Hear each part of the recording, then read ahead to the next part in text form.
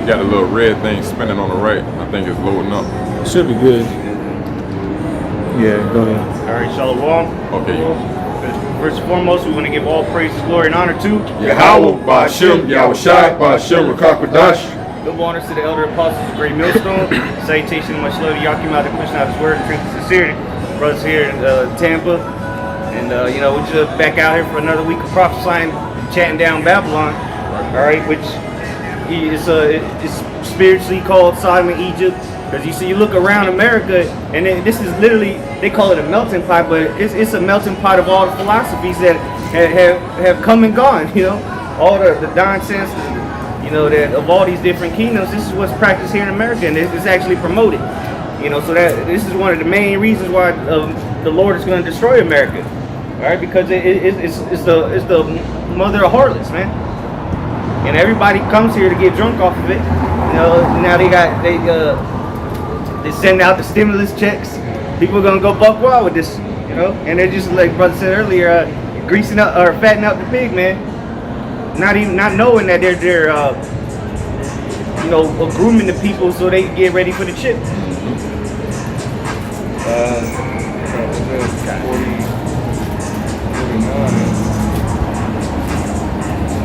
This is Isaiah 49, and I'll start at verse 1. Isaiah chapter 49 and verse 1. Listen, O isles, unto me, and hearken ye people from far.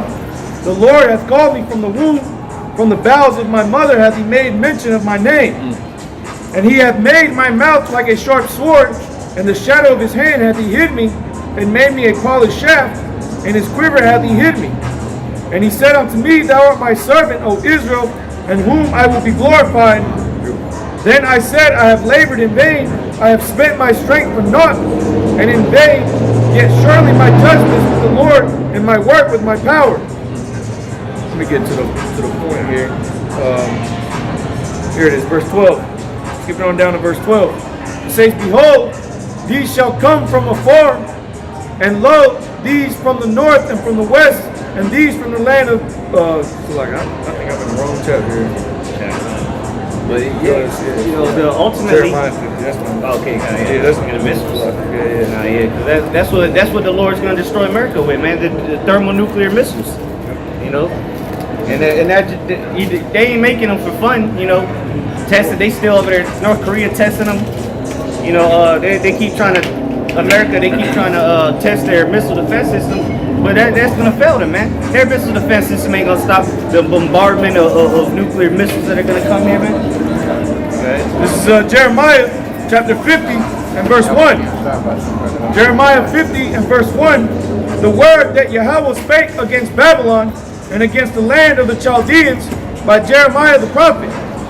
Declare ye among the nations and publish and set up a standard. Publish and conceal not. Say, Babylon is taken, Bel is confounded, Merodach is broken in pieces, her idols are confounded, her images are broken in pieces. For out of the north there cometh up a nation against her, we shall make her land desolate, and none shall dwell therein. Right, so ultimately the main people that's going to lead the charge is going to be Russia. All right, but you're going to have all these other nations, all America's allies, they're also going to shoot missiles upon this place. All right, that's why you got all these other nations looking at America sideways and look at America right now. It's divided. You know, it's all a bunch of foolery. Everybody's looking at America like the laughing stock of the world. Right? You had this whole presidential election was a charade. All right, it's a joke, man. This place is comical, man. That's right, and that's why ultimately it's going to be destroyed because the kingdom is divided, it cannot stand. Go ahead. They shall remove, they shall depart both man and beast. In those days and in that time, saith the Lord, the children of Israel shall come, they and the children of Judah together, going and weeping. They shall go and seek the Lord their power. They shall ask the way to Zion with their faces thitherward, saying, Come, let us join ourselves to the Lord in a perpetual covenant that shall not be forgotten. Right, so and that's what you had. The truth sprang out of America. You know, it started here. All right, the place of great judgment. That's why the Lord had it like that, man. That the truth would come out of America. You know, because ultimately He's gonna destroy this place. It's gonna be made desolate. Right, and you see now you have the northern kingdoms, the so-called Latinos and Native Americans, with the southern kingdom coming back together, man. The so-called Negroes, all right, the Haitians, the Jamaicans. You know, that's the 12 tribes of Israel coming back together, which would take place before the destruction of America. Right. Verse 6, my people have been lost sheep. Their shepherds have caused them to go astray. They have turned them away on the mountains. They have gone from mountain to hill. They have forgotten their resting place. And that's what Israel does. Okay, Israel goes from church to church, from philosophy to philosophy. But really, the resting place is the Lord, Yahweh. But you decided you wanted to go and try everything else out. Take a little bit. Let me see how this feels. Let me sit down on this couch. It's a little comfortable, not too comfortable. Now it's not comfortable. Let's go just see what it feels like. Compare them. And that's America, though, because America gives you any philosophy you want to try out. You know, well, I'm gonna be a Buddhist this week, and next week the nigga is a Rastafari smoking blunts and shit. Or Rasta Buddhist. Yeah, or Rasta Buddhist. And then the next he's a Christian. You know? Yep. And then he don't believe in nothing later on. You know, so this place is confusing, and it's what's set up to keep our people in that confused state. They don't give it. Look, it don't matter what these other nations worship. They can worship a damn rock if they want to, which they do. But our people, you know, all this is thrown at them so they can stay in that slumber, man, that deep sleep. It says, all that have found them have devoured them, and their adversaries said, we offend not, because they have sinned against the Lord. Right, so that's the nations. They're like, oh shit. Well, they're going off. So, you know, they're disobeying their power. So hey, let's help them do it. You know, let's keep them. Let's help them become even more bugged out. You know. Go ahead. It says, and their adversaries said, we offend not, because they have sinned against Yahweh, the habitation of justice, even Yahweh, the hope of their fathers. So that goes to show you the other nations know who our power is. That's why they feel like they can just do whatever they want to us, because they're like, shit, we ain't going off, they went off. You know? Shit, they left their place, so now we can just jack them up. Mm-hmm. It says, that's why they were confederate with one another, to make sure make sure they don't know who they are, who their power is, you know, cut us off from the power source. Right. It says, remove out of the midst of Babylon, and go forth out of the land of the Chaldeans, and be as the he-goats before the flocks. For lo, I will raise and cause to come up against Babylon an assembly of great nations from the north. And Babylon is America, all right? So the scriptures say that the Lord's going to rise up an assembly of nations to come up against this place, man. All right, this place is going to be utterly destroyed from the enemies, man, which is everybody. You know, nobody likes America, man. Even, you know, the so-called allies, the English, the French, all that, they don't like America, man. It's becoming a liability now. Yep. To their thing. They got to cut off ties with these places, man. Because they don't want to be partakers of this. Because everybody knows America's going to be destroyed. You know, all these nations, they know it. Putting Donald Trump in there was a great move, because it got the nations to hate us even more. Yep. Yeah, that's why I said was it in Daniel? He was more stout. Yep. More stout than Nice fellows. Yep. Go ahead. It says, and they shall set themselves in array against her. From thence she shall be taken. Their arrows shall be as of a mighty man, expert man. None shall return in vain. Yeah, those arrows are those ICBMs, man, intercontinental ballistic missiles. All right, and they're gonna be shot from all over the world, man. So they're gonna come out of submarines. They're gonna come out of silos. All right, they're gonna. The sky's gonna be filled with chariots and missiles. You know, and it's gonna be utterly destroyed, and not one of them. Get a whole Joe. Okay, yeah, kind. Go get that. Go ahead. It says, and Chaldea shall be a spoil. All that spoil her shall be satisfied, saith Yahweh. Because ye were glad, because ye rejoiced, O ye destroyers of mine heritage. Right. So America, they gloried in taking down the so-called Latinos, the indigenous people that were here, and then bringing the Negroes over here on slave ships. That's how America was built. So since America wanted to take pleasure in the destruction of Israel, well, guess what? The Lord gonna take pleasure in destroying you. You know. And when America goes down, every other kingdom's going down with it. All right, because when America goes down is when the Lord makes His return. There ain't gonna be no China rulership, Chinese. Everybody's got to speak Mandarin now. No, man. You're gonna speak Hebrew. That's right. You're gonna be. Our ways are gonna be shoved down your throat. That's right. Just like America wants to go around policing the earth. Well, guess what? The righteous are gonna go around policing the earth. And after a great destruction. It says, because ye are grown fat as the heifer at grass, and bellow as bulls, your mother shall be sore confounded. Right, that's Britain, Great Britain. They're so confounded. They're ashamed of this place, man. Right. They don't want nothing to be affiliated with this place, man.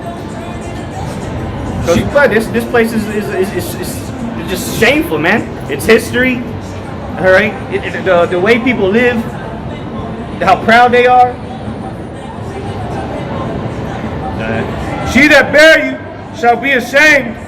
Behold, the hindermost of the nations shall be a wilderness, a dry land, and a desert. Because of the wrath of Yahweh, it shall not be inhabited, but it shall be wholly destroyed. Everyone that goeth by Babylon shall be astonished and hiss at all her plagues. All right, so America's gonna be completely desolate. Ain't gonna be no, tree standing. Nothing. Nothing's gonna be left of this place, man. And rightfully, and ain't nobody gonna live here. Ain't gonna be the apocalyptic zone in America. No, it's gonna be all wiped out, coast to coast, sea to shining sea. All right, and again, it's gonna be via these missiles. All right, and the chariots, they're gonna be zapping people up. They're gonna be burning shit up. But ultimately, it's gonna be the weapons of the nation, the Lord's indignation, man. Yep. Those are His weapons. All right, those missiles were specifically created for America, man, by inspiration of the Heavenly Father, moving on the minds of these Edomites to make them. Get that real quick, Joel. All right, this is the book of Joel. Yeah, get to the yeah. You started, Ty. All right, this is the book of Joel, chapter 2, verse 1. Blow ye the trumpet in Zion, and sound an alarm in my holy mountain.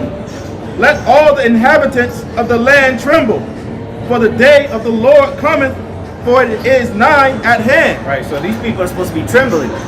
When you hear what you got to say, which is what the scriptures say, you should be trembling, man. But look, everybody just out here in buffoonery. All right, let's go eat some fucking $80 steaks. Just having a good time. Look, look at this place, man. Here it is supposed to be a pandemic. And the nation is divided, but nobody cares, man. Here it is, the prophets are literally right across the street from you, and you don't even know what the hell is going on.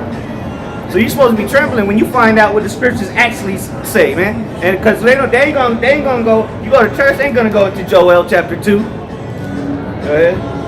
Reading on, verse 2. A day of darkness and of gloominess, a day of clouds and of thick darkness, as the morning spread upon the mountains, a great people and a strong. There has not been ever the like, neither shall be any more after it, even to the years of many generations. Right, so they're talking about these missiles, man. They ain't gonna be there. There's never been a weapon like this capable, of destroy. One warhead has destroyed the state of Texas, man. And then there's millions of them coming. So this is, and there ain't gonna be no need to make no more weapons like that. Because once this place goes down, then there ain't gonna be no more war. Okay? Verse 3. A fire devoureth before them, and behind them a flame burneth. That's how the missiles work, man. The propulsion system, all right, the rockets, so to say. And then what? When that shit blow up, it's taking everything with it. Yep. The elements, the scriptures talk about the elements shall burn, Melt fervent heat. yeah. Yeah, melt fervent heat. Well, it down to the elements that are gonna be burned up, man. So how much more do these proud ass people, man? Go ahead. Verse 3, a fire devoureth before them, and behind them a flame burneth. The land is as the Garden of Eden before them, and behind them a desolate wilderness. Right, because America, you know, you got all kind of scenery in America. This place is abundance with different resources, man. Before Esau completely destroyed this land, this place you could find gold and rivers, silvers and river. You can drink from the rivers itself. You know, you start going out to the Midwest, out to the plains. You know, those are great views. You know, so to say, you go up to the mountains up in Montana, North Dakota. You got beaches, mountains, deserts. You got it all here in America, man. Right. Yeah. This is like what's the scriptures called it? Milk and honey. I forget how the scriptures. Arimathea or something like that. In Second Ezra. Yeah. I forget how it was worded. Azareth is what it's called. Yeah. I forget what that meant, like a pleasant land or something like that. New land, new world or something. Well, but it said it's gonna be desolate after, you know. There ain't gonna be nothing left. It's such a beautiful place. It gotta be destroyed because what's been done here, man. What can you really do? You can't take it all down. Yeah. You gotta destroy like demolition. Exactly. Just tear it down, and then to the point, the Lord's so mad at this place that He ain't even gonna allow people to dwell in this place again, man. He gonna destroy it, and it's gonna be a desert. You know. Exactly. Yeah. And it's gonna be a monument forever, man. People gonna remember America. Little shit. Remember that place? Yeah, shit. There you go, motherfucker got fucked up there. All the They nations, just hate a missile there, all the other nations are gonna read about it and hear about it. and it's gonna be smoking for a long ass time. Keep going. Reading on. It says, the land is as the Garden of Eden before them, and behind them a desolate wilderness. Yea, and nothing shall escape them. Nothing shall escape them, man. You ain't gonna be able. You can't stop a missile, man. You can't run from a missile. When they tell you the missile's on the way, it's too late. It's already too late. And even if it blows up miles away, you still gonna get got by it. Well, there's gonna be 200 million of them. Exactly. Yeah, enough to go around. Yep. Go ahead. Reading on, verse 4. The appearance of them is as the appearance of horses, and as a horseman, so shall they run. Like the noise of chariots on the tops of mountains. Representing that power, man, that they have. Go ahead. Like the noise of chariots on the tops of mountains shall they leap. Like the noise of a flame of fire that devoureth the stubble, as a strong people set in battle array. Right. So that's how they're gonna come, man. They're gonna come in battle formation, man. Damn. And because they're gonna be shut off from all around the world, and they're guided by GPS, man. I was watching one the other day. That shit is crazy how that shit maneuvers, man. That shit's crazy. And then they got supersonic missiles. Hypersonic. Yeah, hypersonic. Yeah, you trust me. You don't want to be. You don't want to be here for the show. You know, you want to be on a chariot. Yeah, you want to watch it from that. You want to watch it from there. That avant-garde, they can shoot it from a jet, they can shoot it from a silo, or they can shoot it from a submarine. That thing's that small that you can carry it in different ways. Ground, ground jets. Yeah, ground, water, and air. Yep. You can cover it all. So you can get it from either which way. How you want it. Yeah. And that's in there. There's plenty of them, like what I was saying. Go ahead, I'll keep Reading on, verse 5. Like the noise of chariots on the tops of mountains shall they leap, like the noise of a flame of fire that devoureth the stubble, as strong people set in battle array. Before their face the people shall be much pain. All faces shall They remember when gather. real quick, they remember when they did, they accidentally did there was a nuke on the way to Hawaii. People were scared as hell, man. Oh my God, what do we do? They said they was putting babies in the In the gutters, the sewer drain, yeah. followers going Instagram lives asking people what they should do. You just prepare to meet your maker.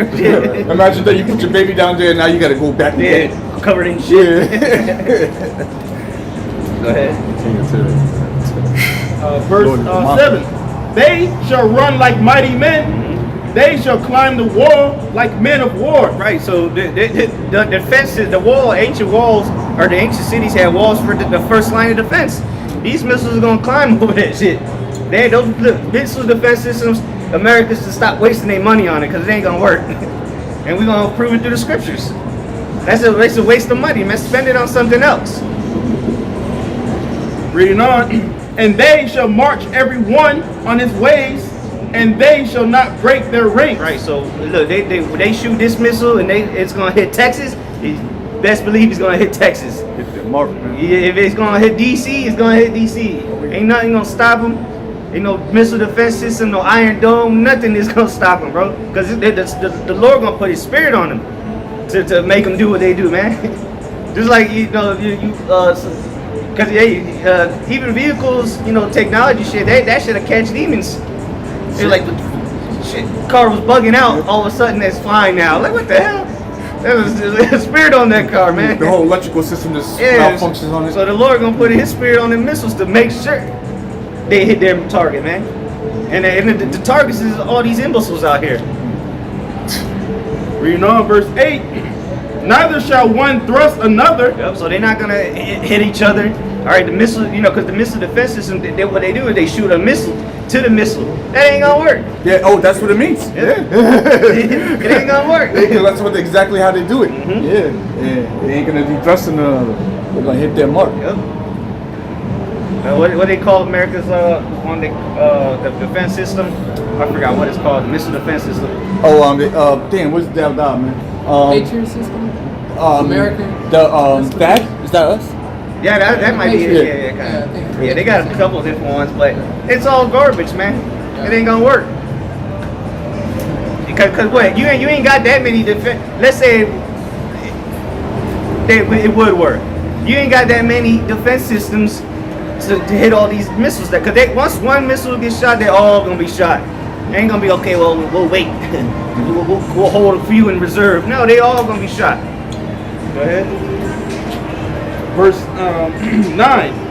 They shall run to and fro, to like verse 8. Neither shall one thrust another. They shall walk every one in his path, and when they fall upon the sword, they shall not be wounded. So even if they was to be impacted, they still wouldn't impact them. That's crazy, man. Nothing's gonna stop these missiles, man. The Lord got it all covered. Yep, it's already happened, really. That's how He was able to write it.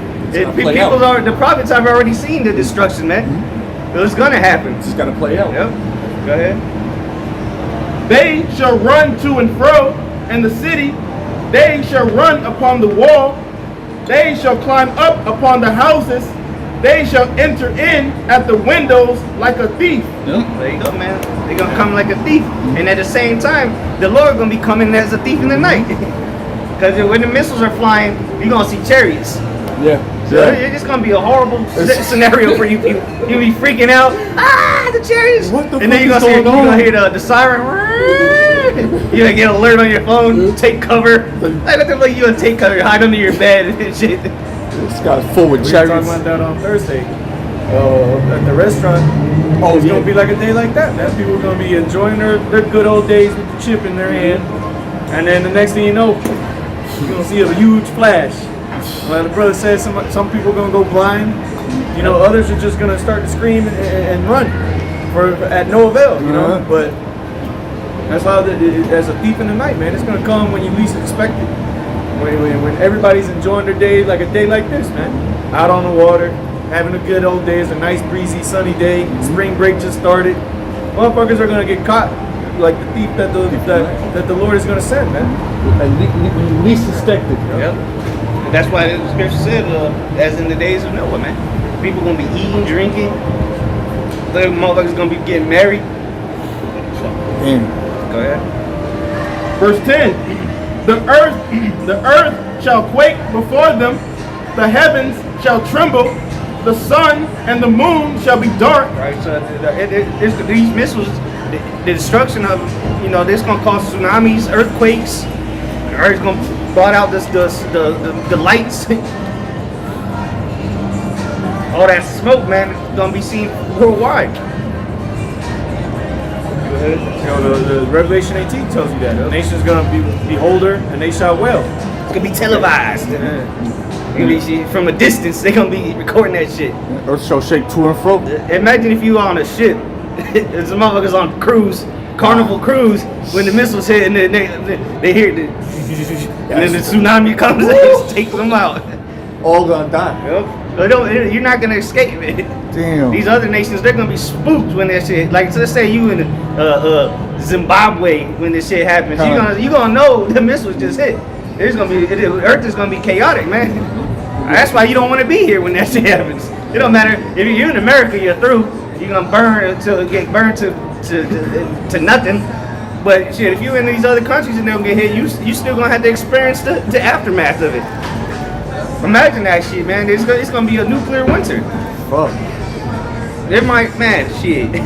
That's why we gonna be chilling. Lord's will, we those man. We gonna be up in the chariot chilling. They gonna have to clean that shit up, bro. They gonna have to live through it. They did that shit. We didn't do that shit. We didn't blow up everything there. Y'all clean that shit up, man. This is Deuteronomy chapter 32, and I'll start at verse 40. Deuteronomy 32 and 40. For I lift up my hand to heaven and say, I live forever. If I whet my glittering sword and my hand take hold on judgment, I will render vengeance to mine enemies and will render them that hate me. And that's why these things are going to come to these other people. That's why, like brother's saying, you know, about the cruise ship, that shit's going to happen to them because the Lord hates these people, because they hate them. They hate him. And King David said, do I not hate them that hate thee, O Lord? So we hate them too. You know? And the Lord's gonna bring it. The vengeance is of the Lord, you know, as the scriptures say. And that glittering sword is those missiles, man. It goes on to say, verse 42, I will make mine arrows drunk with blood, and my sword shall devour flesh, and that with the blood of the slain and of the captives, from the beginning of revenges upon the enemy. Okay, so hey, the Lord's bringing a heavy thing, man. The Lord's, he said his arrows are drunk with blood, man. That's how much killing these missiles are going to be doing. God damn. Everybody in America, if you don't get pulled up into a chariot, you're gonna be burnt, agonizing final moments. That part pain? Yeah, you're gonna be, because the Lord, the creator of time itself, so he's gonna make sure you feel that pain.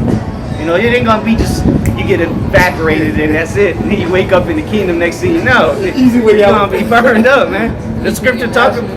Yeah. The scriptures say, but in Zechariah, it says as they stood upon their feet, their eyes were melting, you know, the flesh.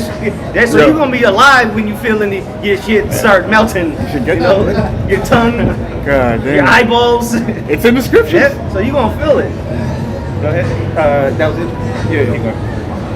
This is the book Joel 2 and 11.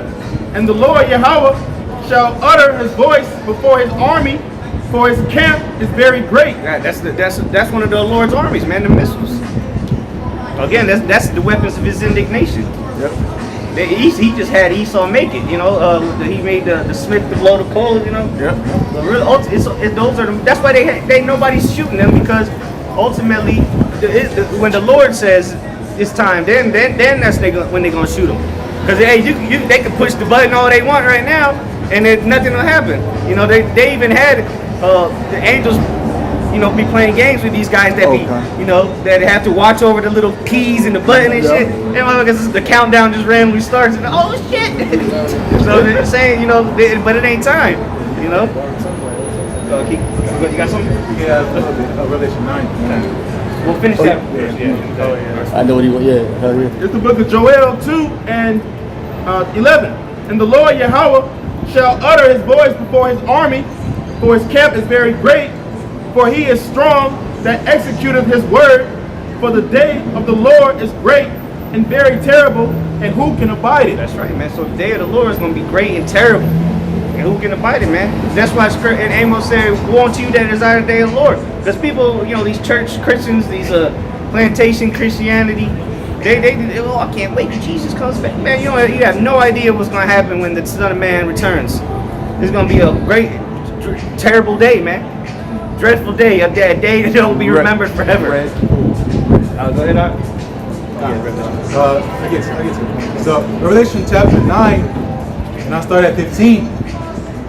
Revelation chapter 9, starting at verse 15, and it says, "And the four angels were loosed, which were prepared for an hour, in a day, in a month, in a year, for to slay the third part of men."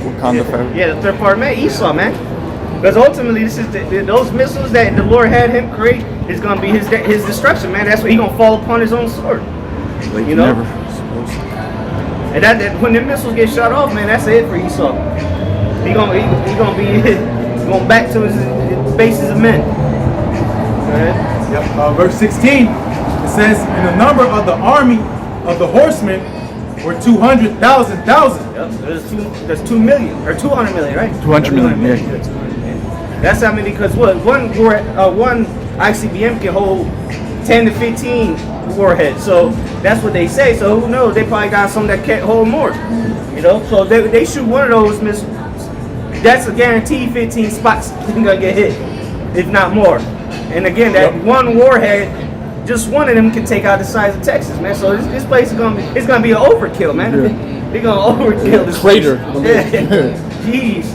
Like this place is gonna be. That's how you know this place is gonna be. Ain't gonna be nothing left, man. Nothing. Even the animals gotta die. Oh, they're gone. Everything's defiled. Yep. Go ahead, bro. Yep. It says, "And the number of the army of the horsemen were 200,000. And I heard the number of them." So that's how we know it's talking about his missiles, because Joel referred to them as horsemen as well. Go ahead.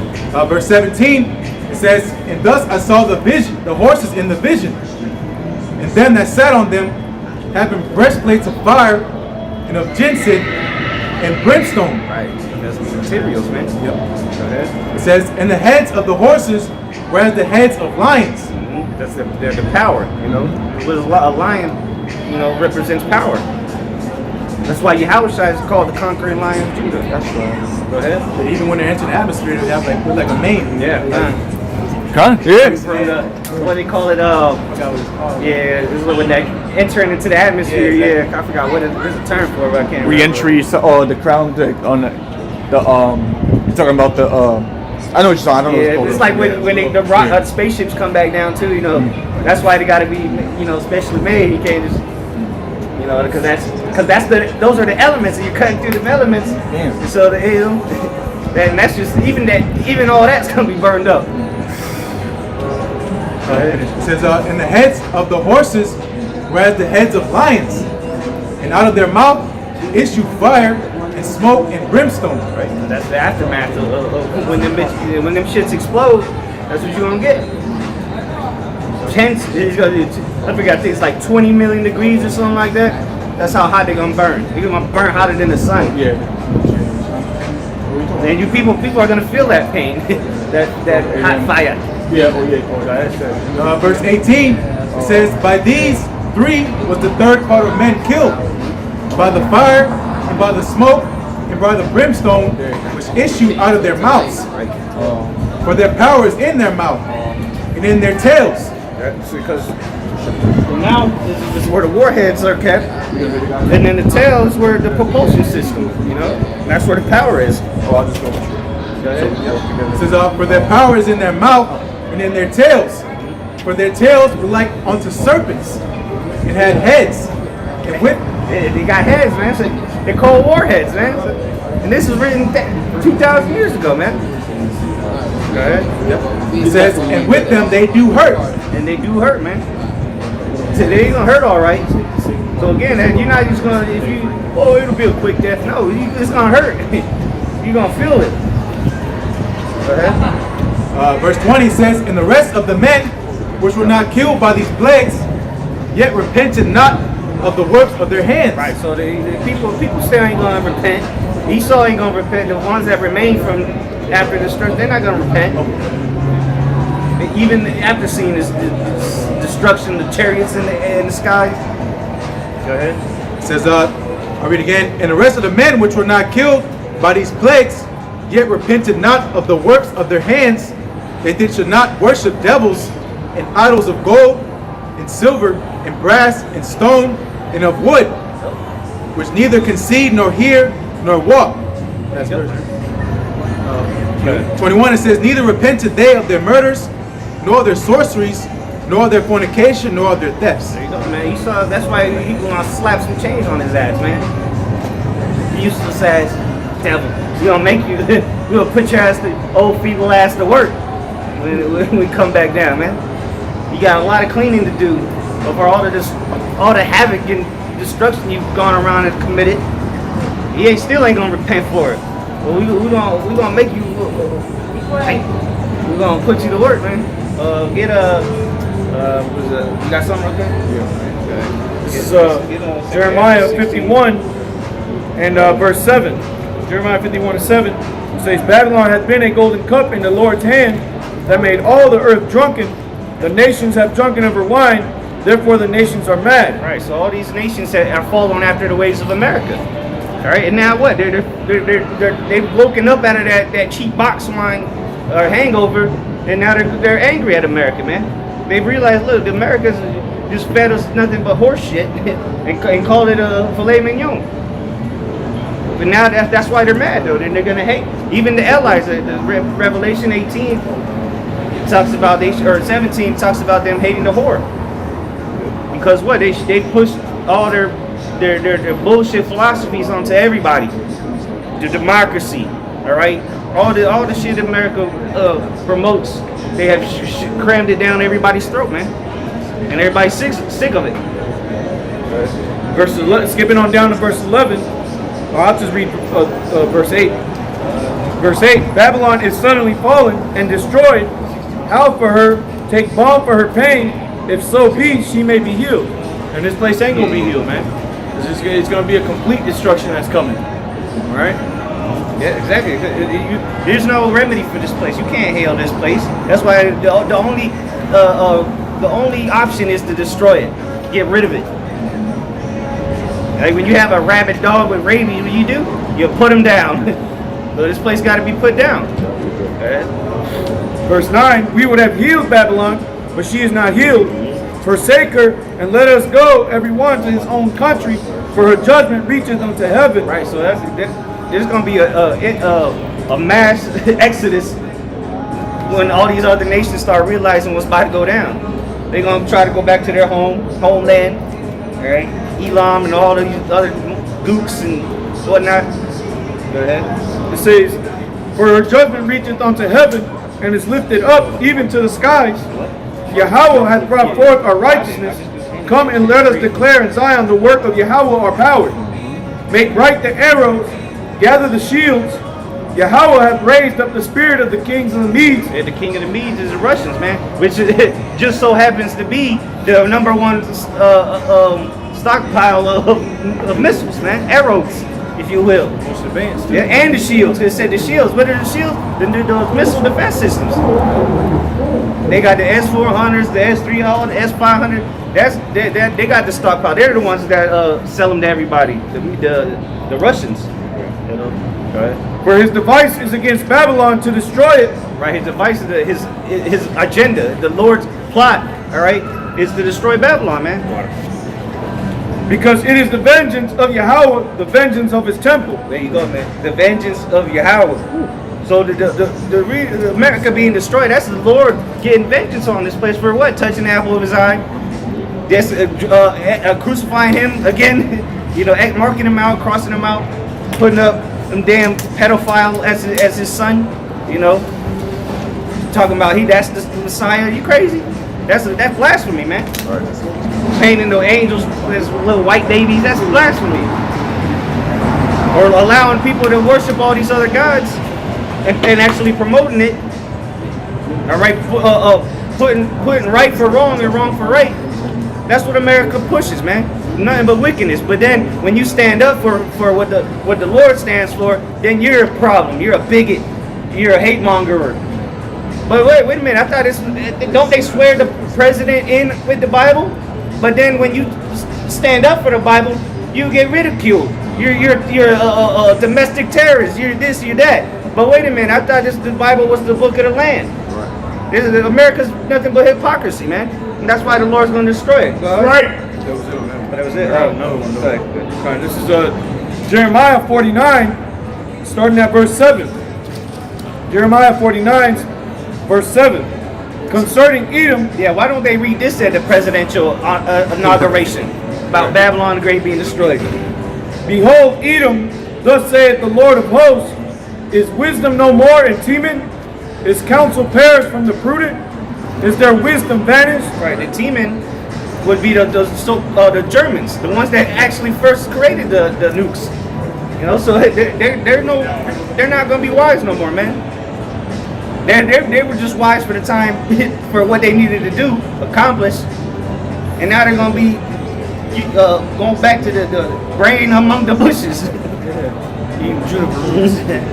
It says, flee ye, turn back, dwell deep, O inhabitants of the dam, for I will bring the calamity of Esau upon him, the time that I will visit him. Yep. The Lord's coming to visit, all right. He coming to visit Esau, man. Take him out of power. His job is done. Esau, he's done everything he needed to do. And now the last thing is just to destroy himself. Right, Lamentations 4 and 22 tells you that. You know that an iniquity is accomplished. You know, talking about the Israelites, the so-called Negroes, Latinos, Native American, our people's time of iniquity is done over with. So the sword, who is Esau, Edom, the so-called white man, his job is done. Now the Lord's getting ready to take him out of the way. It says, if grape gatherers came to thee, will they not leave some bleeding grapes? Right. When that's part of the law. You're supposed to leave. When you got a vineyard or a farm, whatever, you're supposed to leave. You don't take everything. Right. Only an idiot would do that because you're not going to use it all. Go ahead. It says, if thieves by night, they will destroy till they have enough.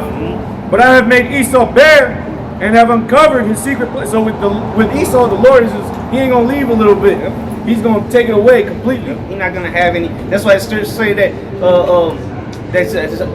Man, how's it go? Prepare slaughter for his children, so they can't make cities. You know, they ain't gonna have Washington. All these cities. Yorkshire. There ain't gonna be no cities named after Esau, man.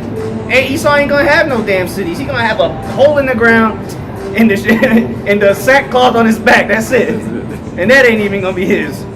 It says, but I have made Esau bare, I have uncovered his secret places, and he shall not be able to hide himself. His seed is spoiled, and his brethren and his neighbors, and he is not. Leave thy fatherless children, I will preserve them alive, and let thy widows trust in me. For thus saith Yahweh, behold, those whose judgment was not to drink of the cup have assuredly drunk him, and art thou he that shall altogether go unpunished? Right. So you think here it is that the people of the Lord had to go through all this. You think, and now Esau ain't gonna have to go through it. You got Jake's actually saying, "Oh, he's gonna be in the kingdom with you." No, he's gonna be in the kingdom, all right. Is being a damn slave.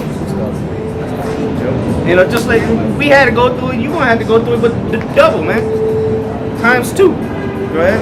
It says, thou shalt not go unpunished, but thou shalt surely drink of it. It's gonna be forced down your throat. All right, we're not gonna ask you if you want to go through it. Nobody asked us if we wanted to be slaves. They didn't when they came here to the shores of Americas. They didn't ask, hey, can we have you this land? They took it. Well, the same things. Everything's gonna be taken from you. Right. It says, and it's gonna start with destroying America, man. The missiles destroying this place, because this is Esau's this is the height of his kingdom, right here in America. This is his this is Idumea. It says Lamentations 4 and 21. Lamentations 4 and 21. Rejoice and be glad, O daughter of Edom, that dwellest in the land of Uz. The cup also shall pass through unto thee. That's the land of Uz, man. This is the chief cities of Esau. I forgot what they call it. It says the cup also Exhibit A. the cup also shall pass through unto thee. Thou shalt be drunken and shall make thyself naked. Right, they're gonna be drunken with the cup. What we had to go through, man. Yep. But even worse. All right, even worse. He gonna have to chase it. Nobody's at least here it is that we're in this captivity, but we're doing better than them. A lot of Edomites. There ain't gonna be no Edomites doing okay in the kingdom. They're all gonna be poor, you know. They're gonna be doing lower horrible. class, middle class. The only day they're gonna get one day off throughout the week, and they're gonna be. As soon as that sun starts going down, they're like, fuck, here we go again. And that's gonna go on for 1,000 years. See, we went through some hardcore shit for a couple hundred years. But, well, more than that really, but this captivity in America, a couple hundred years, and then we started Esau started giving us a little, benefits here and there, giving us apartments and this. And now we doing better than some of the Edomites. That ain't gonna happen in the kingdom. You're gonna have 1,000 years of literally working. They don't know how to rule. That's why. They're poor rulers. Yep. Get it, because I got a few more in Jeremiah. It's a little bit, Surah 41. Oh, okay. Well, let me finish this off then. Isaiah, back in Isaiah 49, verse 13, it says, "For I have sworn by myself, saith Yahweh, that Basra shall become a desolation." Yeah, Basra, man, which was what, a chief city in Edom. This is modern day Basra. All these chief cities Esau had. We living in it. This is the new Idumea. You remember the scripture say he's gonna bathe his floor in Idumea. Go ahead. It says, "A reproach, a waste," or it says that Basra shall become a desolation, a reproach, a waste, and a curse. A waste and a curse, man. And all the cities thereof shall be perpetual wastes. Yeah, because when people say, "Oh, you should consider yourself blessed to be in America. You can't do this everywhere." So it's going to be a curse to be in America. How about that? You so proud to be an American. Well, we'll see when the missiles are coming to see if you still think that way. It says, "I have heard a rumor from Yahweh, and an ambassador is sent unto the heathen, saying, Gather ye together and come against her, and rise up to the battle." Right. That's what we are. The ambassadors, man. Delegating the message. "For lo, I will make thee small among the heathen, and despised amongst men. Thy terribleness hath deceived thee." Yeah, they're terrible. Because look, Esau is terrible. He's a terrible power, man. Everybody's scared to come up against him. But what? It's deceived him. And then it goes into his pride deceiving him. He thinks nobody can take him down. What Esau fails to realize is the Lord set you up, and now he's going to take you out. The deceived and the deceiver are his. Daniel 7, the fourth beast, it had teeth like iron. Okay? Or the feet of iron. So like it was the feet of iron that it had, and it says that it thrashed the nations with it. Okay? Back in 49, Jeremiah 49 and 16, it says that terribleness hath deceived thee, and the pride of thine heart, O thou that dwellest in the clefts of the rock, that holdest the height of the hill. Though thou shouldest make thy nest as high as the eagle, I will bring thee down from thence, saith Yahweh. Right, so America, they have achieved, this empire has achieved what no other empire could achieve, man. They've got a hold on the whole earth. They've gone into the heavens, man. But what? The Lord's going to bring them down. Let me go down to verse 18. Verse 18, "As in the overthrow of Sodom and Gomorrah and the neighboring cities thereof, saith Yahweh, no man shall abide there, neither shall a son of man dwell in it." Hey, so how did Sodom and Gomorrah go down? With flames of fire, right? Hellstone, brimstone. It's left as an example. Yep. So that's the same way America's gonna go out, man, with fire. And ain't nobody gonna dwell in this place again. Go ahead. Because Surah 41, Ecclesiastes 41, and start at verse 6. Surah 41, verse 6, it says, "The inheritance of sinners' children shall perish, and their posterity shall have a perpetual reproach." Yeah. So all these elites been trying to hoard up and store up and everything is 401ks and all that is gonna be brought to nothing, man. And then what? Their posterity, their lineage is gonna be shameful, man. It's gonna follow them everywhere they go. You gonna know exactly who an Edomite is in our kingdom. Shit. He's gonna be the lowest, back to the basis of men. Verse 7, it says, the children will complain of an ungodly father because they shall be reproached for his sake. Right, that's why you got Edomites now doing that. Oh, it wasn't me. Ooh, we played the world's smallest violin for you. And it doesn't matter. You reaping what your forefathers sowed, which was ultimately you anyway. You can complain of they complain of their ungodly fathers. Well, you weren't complaining. If you weren't being reproached for it, you wouldn't be complaining. But now that you're being exposed for the devil that you are, you want to start mumbling. Why you Shut your ass up. Well, you're gonna get the briefing later. Yeah. When you in the kingdom of heaven or the kingdom of hell for you, you're gonna get the briefing on why you do. Nope. Go ahead. Verse 8, it says, "Woe be unto you, ungodly men, which have forsaken the law of the Most High. For if ye increase, it shall be to your destruction." That's right, man. So Esau has increased to, and he's still trying to, set up his new world order. But what ultimately is for his destruction, man. All that the Lord has allowed you to conquer the whole earth, install all these philosophies in everybody. But what? It's ultimately for your own destruction because it's leading to your demise. The creation of missiles, Go ahead. Verse 9, it says, "If ye be born, ye shall be born to a curse. Yep. If ye die, a curse shall be your portion." There you go, man. That's gonna be your daily living in the kingdom, a curse. You're gonna be born into a curse. Hey, you are the people of the Lord's curse, curse the mark you got. That's a curse unto it, man. One more. Verse 10, it says, all that are of the earth shall turn to earth again. So the ungodly shall go from a curse to destruction. This is Isaiah chapter 13, verse 1. Isaiah chapter 13 and verse 1. The burden of Babylon, which Isaiah the son of Amos did see. He said he did see. He seen it. He saw the burden of Babylon. Okay. Lift ye up a banner upon the high mountain. Exalt the voice unto them. Shake the hand that they may go unto the gates of the nobles. I have commanded my sanctified ones, going into the missiles.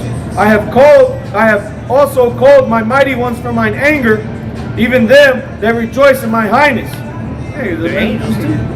That's who's gonna be piloting them chariots. They're gonna be zapping away. So before the missiles even hit your eyes, you're gonna be seeing people up the block getting zapped, like in the movie World of Wars or World of Wars, something like that. Yeah. Running up the street getting zapped, and then at the same time you're gonna hear the sirens. The missiles are coming. You have 30 minutes. Straight chaos. Yeah, so it's gonna be. Bro, when the Lord really when He comes like a thief in the night, bro, it's gonna be a horrible 30 minutes or in 1 hour. Bro, it's gonna be a very dreadful 1 hour. Missiles gonna be coming. Chariots gonna be zapping. Yeah, it's gonna be. You're gonna go from having a good merry old time to changing that quick. Chaos. Like the brother said, there are gonna be people out there using their chip to buy shit. This is Revelation 18. 1 hour. Yep. Great judgment. Exactly. Saul come upon it. 30 minutes the missiles is gonna take to come from where or globally. They're gonna be coming from everywhere, man. They're gonna be coming from Cuba. Russia got missiles there. They're gonna be coming from everywhere, bro. Ships in the middle of the ocean. Russia, North Korea, Iran. It says, the noise of a multitude in the mountains, like as of a great people, a tumultuous noise of the kingdoms of nations gathered together. The Lord of hosts mustereth the host of the battle. The host is meaning armies. All right, again, like we read earlier, that one of these armies is the missile, man. That's why it says the noise of a multitude in the mountains, because that's how it's going to sound. Like a stampede coming. All the missiles and that noise they're making just coming. Like horses like coming. a multitude in the mountains, man. It's going to be echoing. Everybody's going to hear it. And then when they explode, Jeez. Feel it. We can't. We don't have nothing to compare to because it's never happened. Nothing like that has ever happened. All these missiles blown up. You know. Only thing it could have been compared to was like an army. You know, when Yeah, you hear exactly. Yep. all the horses and all the troops. You knew running, that army the was coming. chariots. Oh, there's The a ground big was ass shaking. army, Yep. tens of thousands of soldiers. Right. Yeah, it must have made the whole land shake. Like in the movie 300, they showed that. The rock started shaking, the whole earth was shaking because they were coming marching, man. So that's how everybody gonna know when the missiles get shot off and when the missiles blowing up. They gonna know. Leonidas, I believe he said that. It's like, is that a quake? It's like, no, that's pretty much the army, Yep. the Persian army. Exactly. Some shit he said. Million man Yeah. march. Damn, man. And this one's gonna be a march, all right. It says they come from a far country, from the end of heaven, even the Lord and the weapons of his indignation to destroy the whole There land. you go, man. So they're gonna come from far countries. They're gonna come from the heavens. So they're gonna be shut off from the other countries. But they're gonna exit this, you know, go up, come back down. You know. You gonna have if you ain't with the Lord, then you just gonna have to watch them motherfuckers come down and blow up. It says, Howl ye, for the day of Yahweh is at hand. It shall come as a destruction from the Almighty. Therefore shall all hands be faint, and every man's heart shall melt. And they shall be afraid. Pains and sorrows shall take hold of them. They shall be in pain as a woman that travaileth. Right, so because grown ass men gonna be like a woman in travail because when these things are happening, you know it's you have no choice but to shit your pants. You're gonna be scared, terrified. You're not gonna know what to do except for the men of the Lord. They're gonna be go lay up and shoot outside. You know. So we gonna be right here with you. Looking up. We're Yep. waiting for the chariots to come. Or if they ain't here already, we're waiting for them. Go ahead. It says, Behold, the day of Yahweh cometh, cruel, both, Salakia. I didn't finish verse 8. It says, I'll read verse 8 again. And they shall be afraid, pains and sorrows shall take hold of them. They shall be in pain as a woman that travaileth. They shall be amazed one at another. Their faces shall be as flames. They're gonna be literal too, shit.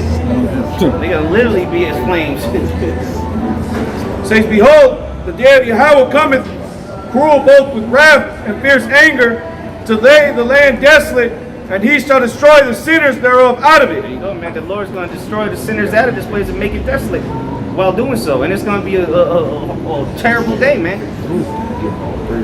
And it's going to, again, those missiles are his weapons.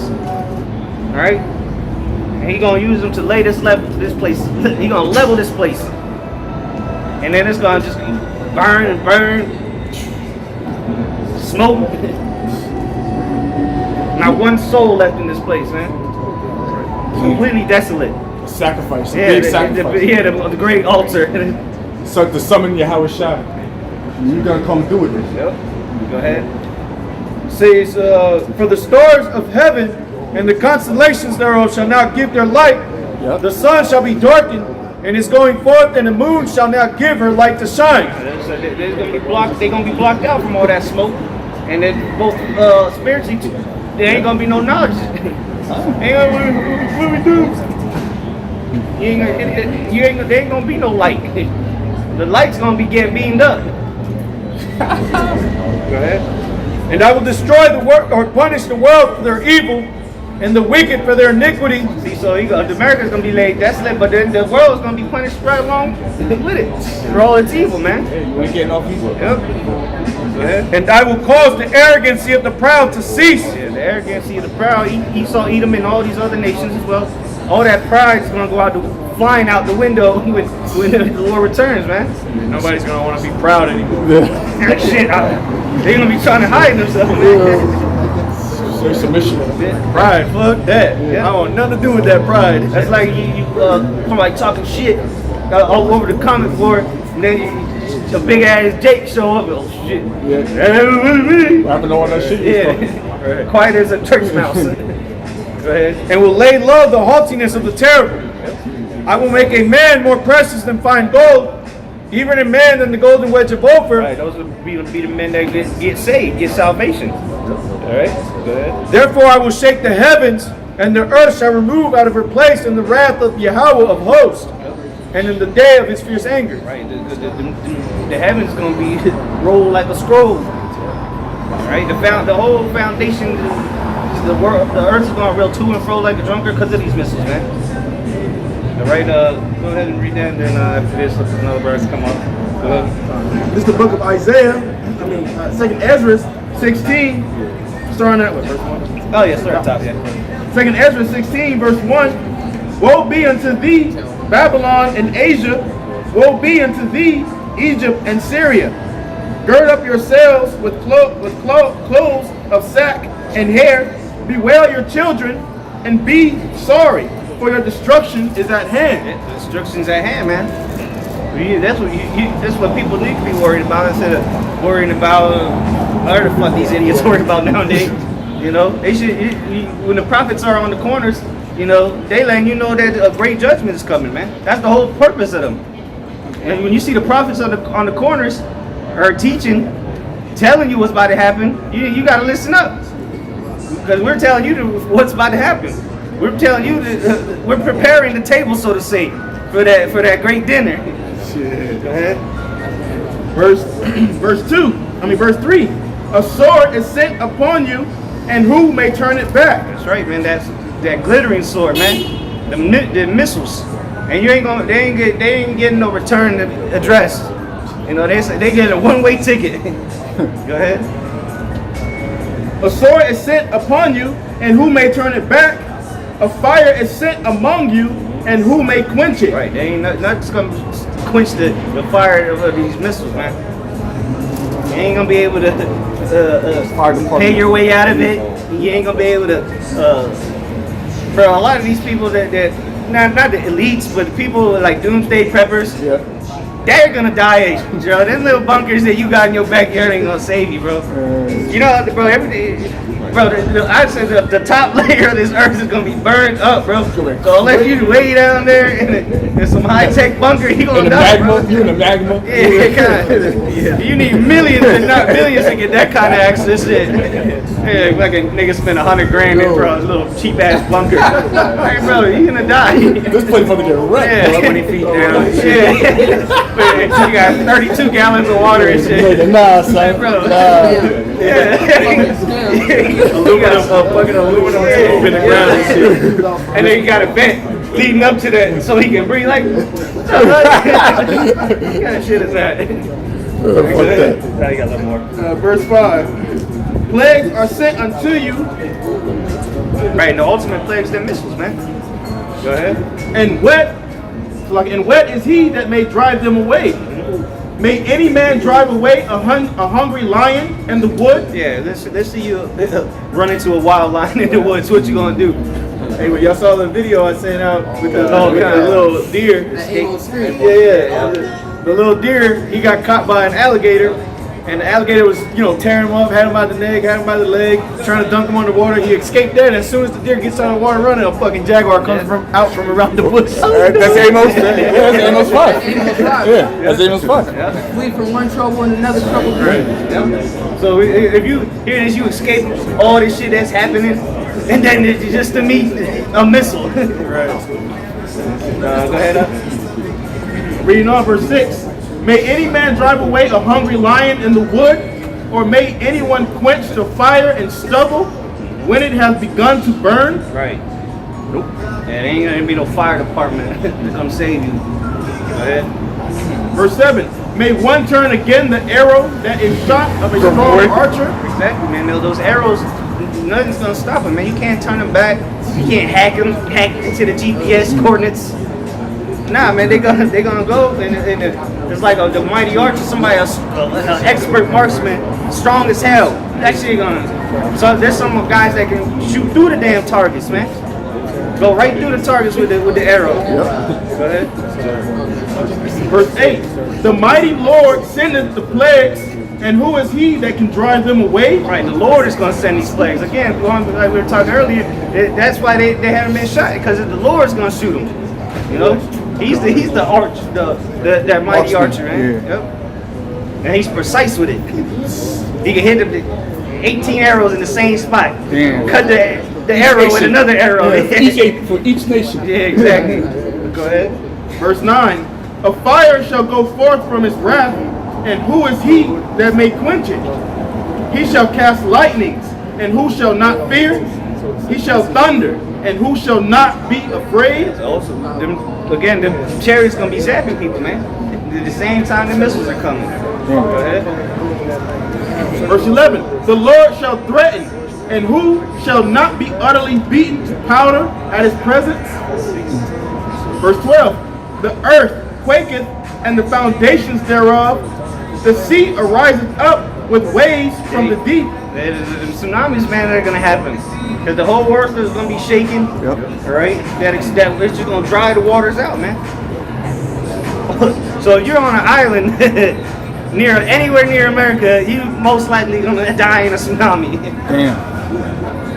Puerto Rico, gone. Yeah. Off the face of the all earth. all that Caribbean shit. Cuba, gone. Yeah. Florida through. Yeah. Yeah. It's gonna get nuked anyways, but Yeah, exactly. you know, But through. fucking the Galapagos Islands. Finished. Guam, Hawaii. Yep. Memory. Hey, real quick, because they already got, what, remember a big piece of Antarctica coming off like the size of Manhattan? You feel what I'm saying?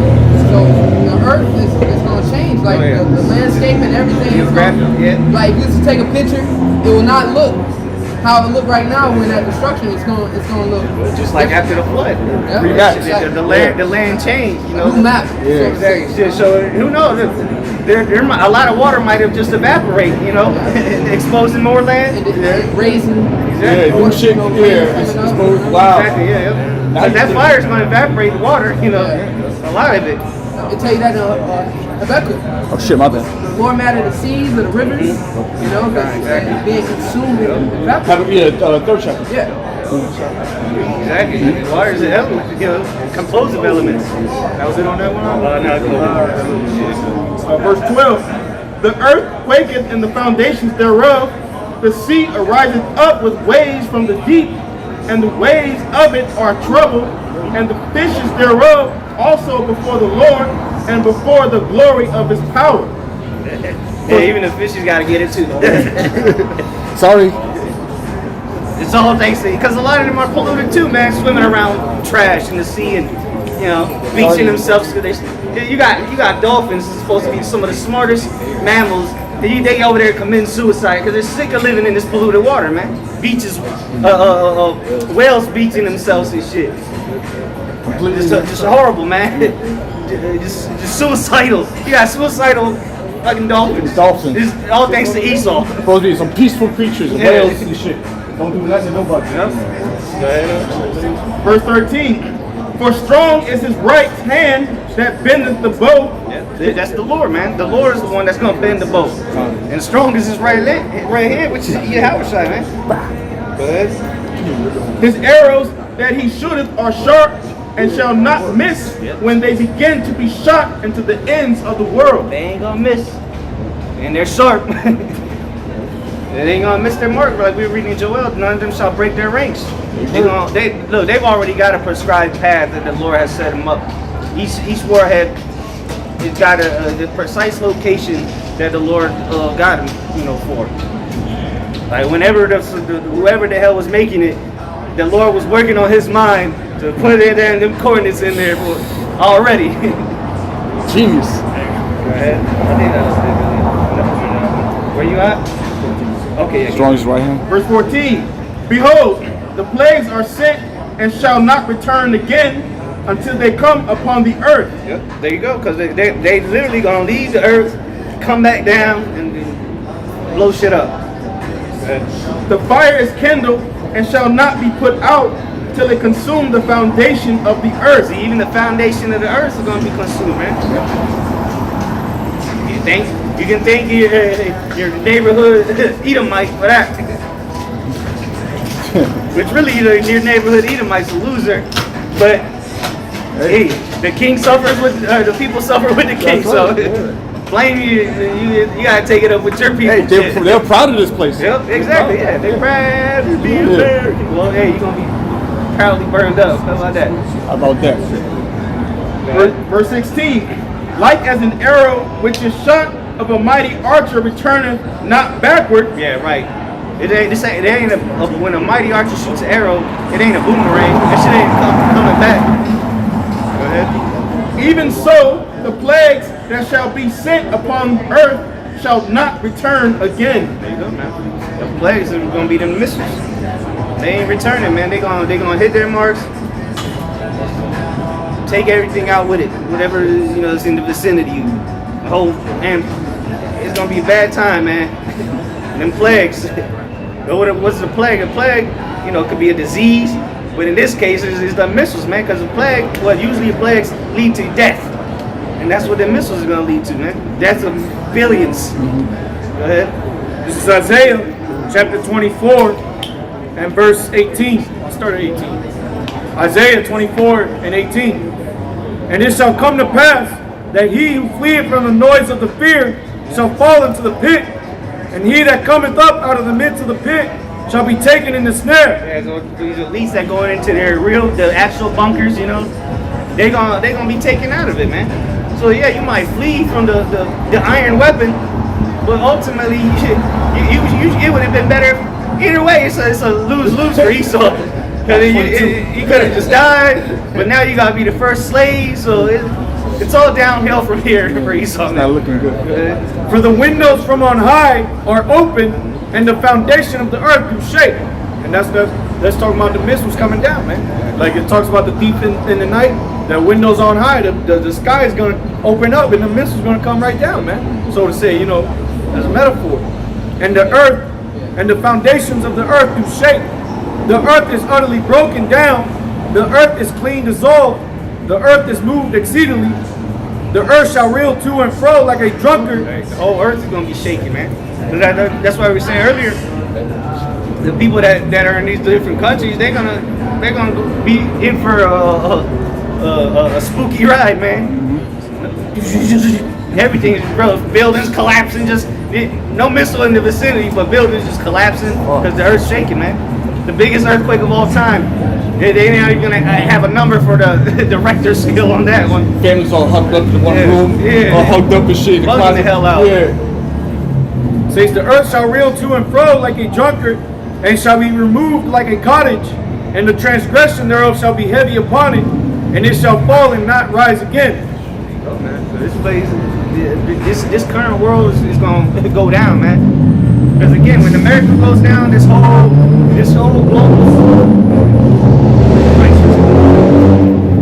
global system, all right, this whole order that has been set up on this earth is going down with it, man. And they ain't gonna rise up again. All right, there ain't gonna be no coups in the kingdom of heaven. It's lights out for them. Everybody wanted to partake with America when they were beating the hell out of us. Well, now you gonna partake with it again. All right. So you gonna come on? Yeah. Okay. Go ahead. Shalom, man. Yeah. That's pretty much the brother went into the destruction. Give me Isaiah 13. The brother pretty much went into the destruction, all right, of Babylon the Great, man. All right, because you ain't gonna find the word America in the Bible.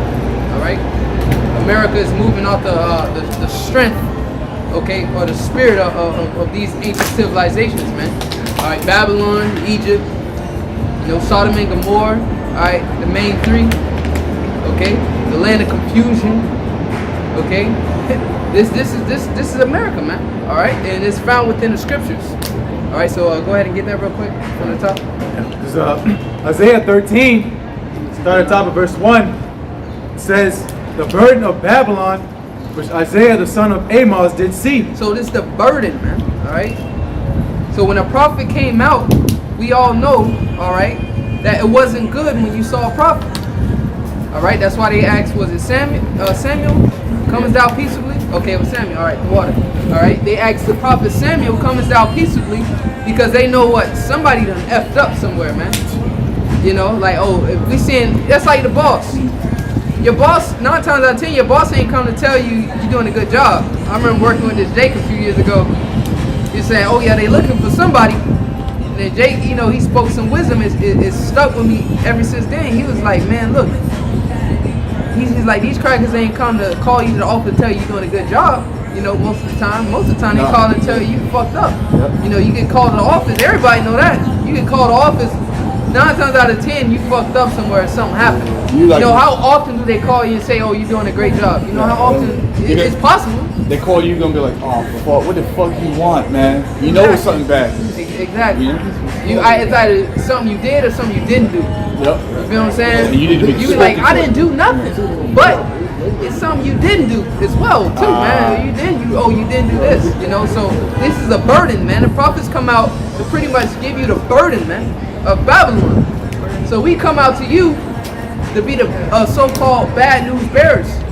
Okay, that's why you don't like us, but this is good news to our people. But this is a burden unto you. When you see, that's why they want to remove us from the streets, man. Censorship, all these things. All right, that's why they want to call us terrorists. Because what, we giving you the truth, the destruction of this place. All right, because a lot of you people are happy here and you're comfortable here. You're living a good life. All right, you feel good. You believe you look good. All right, with all your fake, accessories, in your body. So you're doing good. You're living that blissful life. But what we come to rain on your parade, man. All right, spiritually rain on your parade. This is the bad news. That's why people would like to separate themselves from you. Like every time you come around, why do you want something bad to happen? But that's where they lack wisdom at, because for this destruction to come, for the kingdom of heaven to come, this place has to be destroyed. I remember breaking that down to a family member before. Okay, now I see why you always wanted something destruction. Yeah, because in order for the kingdom of heaven, all right, the destruction has to come, man. Plain and simple. Like we always say, in order for somebody to be at pleasure, to be at ease, somebody got to be suffering, man. That steak is on your plate because some cow got butchered and slaughtered. Okay, that house or this hotel is built because somebody put in laborious works to build that house, man. Okay? I'm pretty sure, people like their career, they like their job, but what, they were sweating. Probably hurt themselves, People die, man, from building these big skyscrapers, man. Damn. Okay? It's a lot of laborious work, and anything you go into. Okay? For them to be able to drink, to drink that, go to the bar and have a good drink, they had somebody serving them. Okay, so that's just how it is, man. In order for somebody to come up and be at rest, to be at peace, or to enjoy, somebody had to suffer somewhere. All right, so go ahead. I got something. Come on. It's up. Spirit. Oh, all right. Well, you got it then, because he holding something. Go ahead. You got it. He holding something. All right, this is the book of Jeremiah, chapter 28, verse 8. It says, the prophets that have been before me and before thee of old prophesy both against many countries and against great kingdoms. So this is nothing new. All right, that we doing, man. The Lord spake by the mouth of his holy prophets. Okay, this is nothing new, all the way from the beginning. All right, was Rebecca that was pregnant with Jacob and Esau? Yes. All right, Rebecca. He said, inquired of the Lord. What happened? She went to a prophet. All right, she went to so prophets been around from the beginning of the time, man. All right, the prophets before me of old have prophesied what? Read on. It says the prophets that have been, Jeremiah 28 and 8. The prophets that have been before me and before thee of old prophesy both against many countries and great kingdoms, of war and of evil and of pestilence. Yep, so that's a bold thing, man. But when we full of the spirit and power, Yahweh Shemi Al-Shai, all right, to come out here and boldness, man. Holding up signs, telling these Edomites and all these other nations they go into captivity. Shit, hell, our people alone is a fucking task in itself, man. Set thy face hard against their face. All right, like a flint. I seen you to the Lord knows Jake is aggressive, man. Scorpions, man. We all can testify the most trouble that we had was from our own people out here, man. Trying to stab us, want to fight us. It was mostly came from our own people. Okay. Exactly, man. Scoffing, mocked at the prophets. But that's just the spirit on them. The spirit on him is to be that. To walk by in a scoff. He's just a scoffer, he's just an extra. Somebody had to play that lot, man. So it's all good. But the point being is that, this is a bold thing, so the spirit has to be on you to come out here, man. You remember when your first time we seen controversy back in St. Pete, dude come out. I was the first time you like Ronald, the first time the brother came out to the camp was actually in the camp. Man, this brother got tested heavy, man. You know, the beginning stages, man. People coming up throwing bottles, bing, right where we standing, coming up to us throwing glass bottles, bing. Like, damn, bro, you serious? Like real life demon shit, bro. You know, yelling at his brother, you ain't supposed to be out here screaming, yelling. Oh, it was a chaotic day, man. Okay. That was when Ariel pulled up. All right. Oh yeah, he might have came that day. Yeah, you saw it slide down there. You came up. Yes. Yep. All right. So, you know, a spirit got to be on you to do this thing, man. Okay, you got to be a special vessel, man. The spirit is no way around it. The spirit has to be on you because what you deal with being a man of the Lord. All right. These people in these churches, these harlot houses, they're not dealing with this adversity that we're dealing with out here. They're not dealing with the elements. They're not dealing with all the different spirits. Let somebody come up in church and try to question the pastor and try to debate with him. Oh, they're going to be out of there, man. You know, the deacons and shit, sir, we're going to have to grab you by your arm like this and tell you we're going to have to ask you to leave. You know what I'm saying? But out here, we dealing with it raw and uncut, man. As the prophets of old, man. All right, rugged, man. So don't expect for us to come at you, you know, suit and tie, looking like monks and quiet and shit, man. We coming to you rough, man, because that's just how it is, man. All right, this is real life out here, okay? This is the truth. It's real life, man. Rugged, man. All right, bros got beat up. Bros got guns pulled out on them. Bros went to jail. All kind of things out here in these elements. But what? We come to be ambassadors of Yahweh Shem Yahshua to give a message, man. Okay, go ahead. So Isaiah 13, start top again. Isaiah 13 verse 1, it says, the burden of Babylon, which Isaiah the son of Amos did see. Yep. Verse 2, lift ye up a banner upon the high mountain. Mm-hmm. And what's the banner? The banner is this Bible, man, these words. Okay, so lift ye up a banner, so publish these things, go out and speak upon a high mountain. What America is that high mountain, the government, man. Okay, lift ye up a banner upon this high mountain, man. Okay, go ahead. It says, exalt the voice unto them. Yep, so you know when America so-called went to the moon, okay, what they did, they planted a flag. You got that iconic image of, I don't know what the image called, was a bunch of soldiers trying to plant the flag in it. American flag. I forget, that was at the statue. Yeah, exactly. I forget what that statue called, but you got a bunch of Americans, like 5 soldiers trying to plant the flag within the ground. So what? This is that. Yeah. Lift ye up a banner. So we come in here to place a flag here, man. Okay? Spiritually though. You know, when we come out here and make a stand. That's it. Yeah, that's what we're doing. We're conquering, man, through the spirit, of course. We're going to show you that this place is already destroyed. That's why bros come out. This is already destroyed. This place is already conquered. The scripture say the saints shall take the earth, man. Okay, so we come out here to let you know, all right, that this place is already conquered, man.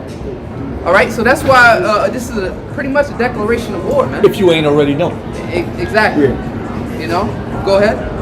Isaiah 13 verse 2, lift ye up a banner upon the high mountain. Exalt the voice unto them. Yep. Shake the hand that they may go into the gates of the nobles. And that's what we at. We at the gates of the nobles, man. All right. Everybody know when they first woke up to this truth, to see Jake out there, you know, that was that thing that got you in, man. Like, damn, they out there talking to white people like that, and crackers and nations and Edomites and Moabites, tell them they going into slavery and you know, like man, that's power. Like, damn, you know, that's what woke Jake up, really, man. Yeah. Like, oh my goodness, so, like they out there cussing these crackers out, and they like, you really said that about the white man? Oh shit. Yeah. You know, you can't do that. You know, exactly. You're not supposed to do that, though. Yep. That's frowned upon. But they doing it. It's online. We can see that. Yep. And that's what, hey, lift ye up a banner. Go to the gates of nobles. So, you know, going to the point, okay, the point being why that scripture is brought out is that you know, you Jakes are catching all kind of hell out here, man. All right? Worn out, man. Catching all kind of affliction. You know, constantly poor, poverty. You know, catching all kind of hell, man. All right? Grievous, man. This kingdom is grievous unto you. So this is how you do something about it. This is how you make a stand, man. Okay? You know, because a lot of people complain about their problems, They complain about the positions that they're in. Okay, but what are you doing? What are you doing about it? All right, this is how you able to do something. This is how you able to make a change, man. Okay, you come out here and you prophesy, man. All right, you jakes out there complaining, but nobody want to come out here and step foot on the battlegrounds and really fight and do something about this situation, man.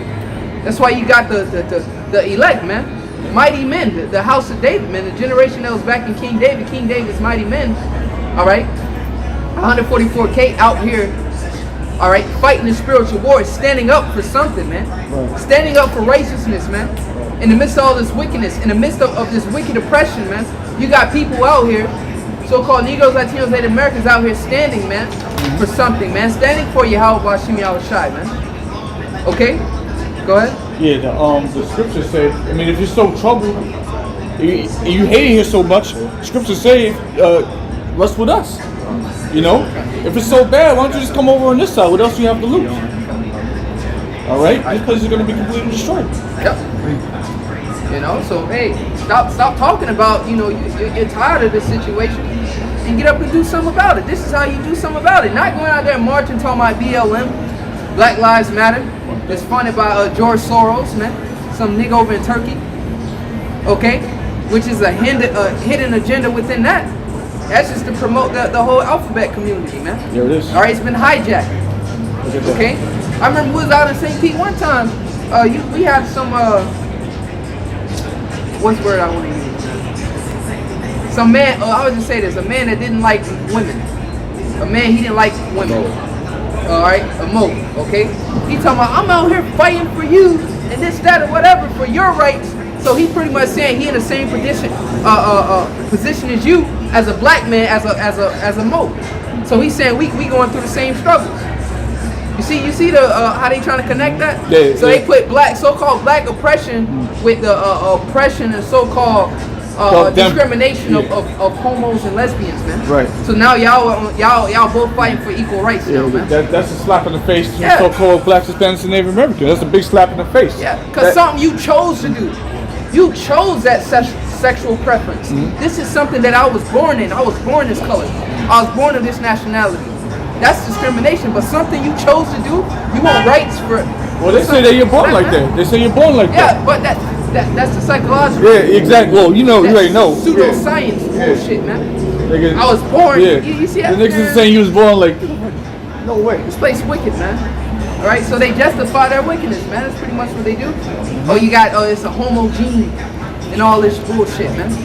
You know, they say animals are homos and this whatever the case. Not true. Not true. You know, let's say it was the case. Well, that species or whatever will not live on. Yep. It will be eradicated because they can't reproduce, man. All right. There's something wrong with it. It's not when two men are together. That's not sex, because sex brings forth life. Two men can't bring forth life, man. So that ain't sex. What? That's an abominable act.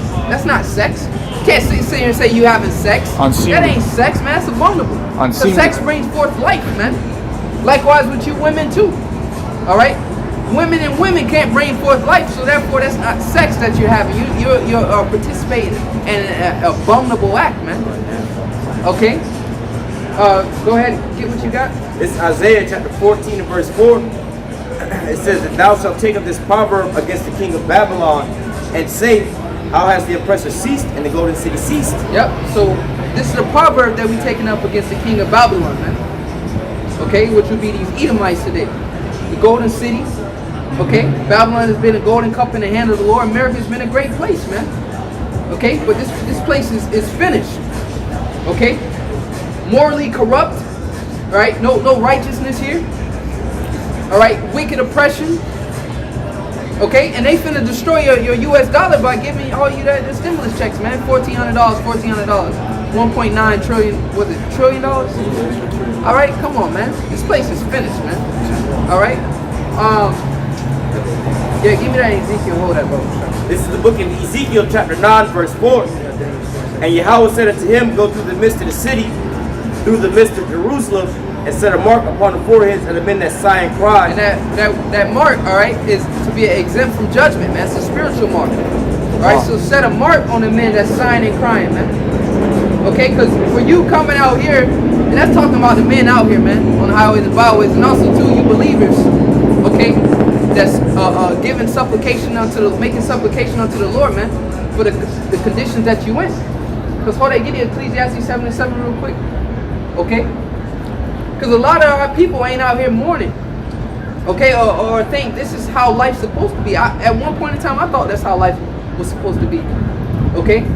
We all thought that you was just supposed to just go to work, be oppressed, the white man pull you over, you just deal with it. You know, they just got the upper hand. You know, just work hard. Then once you get about 30, 40 years old, your life is pretty much over in this society, man. Okay? But you don't spend all your time working these minimum wage jobs, working your way up. So you think you're doing good. Now you at $15, $20 an hour. But it is, you 40, 50 years old now, man. Okay, then what, you retire, get your little social security, what, $1,200, $1,500 a month, and your life is done, man. But you don't spend all your whole life working hard, busting your ass to keep this society, you know, up the beat, so to say, and keeping these devils rich, man. That's not a life, man. We're not living here, man. All right? Taxes, constantly taxed, man, on every fucking thing, man. We're not living here, man. So what do you have to be comfortable about, man? What do you have to be happy about in this God-forsaken place, man? Okay, now, I was having a glance at TV the other day. Now they putting that homo shit out there heavy, man. Heavy, man. It's the norm. This is the new norm now. Okay, to be normal now is a bad thing. You gotta be weird. You gotta be weird. You gotta be just a freak now, man. All right, you gotta be down with the get down. All right, you gotta be into this tech world. You gotta become a cyborg. Ultimately get chipped. Or you're the issue. You're the issue, yeah, man. they're looking at you funny because you old fashioned or some shit. Yeah. You on some Partridge Family shit. They're gonna be making fun of you. You know, if this place were to continue on, they'll be making fun of you for trying to do the right thing and stay away from those kind of things and not try to experiment and all that shit. Modern. They're taking things that we love, like brothers like to watch cartoons and shit. You try to watch any new ass cartoons. There's some gay shit in that one. It's a priority to have a gay scene in movies or a gay scene in cartoons. It's a priority, man. Get some of those scriptures, Right? man. Masculinity. You know, masculinity is on its way out again. Go ahead. Isaiah. This is Ecclesiastes chapter 7, verse 7. Surely oppression maketh the wise man mad, and a gift destroyeth the heart. So, you having a son or a daughter growing up in this society, okay? That's oppression, man. Now you got to worry about, what they're teaching your son. You don't want your son to come home one day and because he been educated by Zaya, some little nigga name. Dwayne Wade's son. Zaya, that's what they call the nigga. Yeah, they call him that. Whatever man, come on. Now your son is watching that. Because he's like the icon now. That nigga, he's famous. That nigga can write a book. And you got Michelle Obama. Okay, you got what his wife's name is? Gabrielle Union. Gabrielle. All right, Union. all raising this man up and yeah. talking this man up, and his own dad supporting him and telling him like, look how important you is. You can be a role model to all the young boys all around the world. That's on.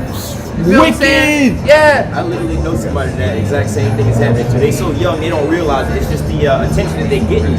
And I'm like, how does this little kid know that they're gay? They're not even having sex. They don't even know the difference between these things, man. But yet still, you talking about, oh, you want to be a girl, you're gonna start wearing girl clothes. And you just destroyed it before he even hit puberty and start thinking about these things, man. When I was at that age, man, I used to think all girls was gross, man.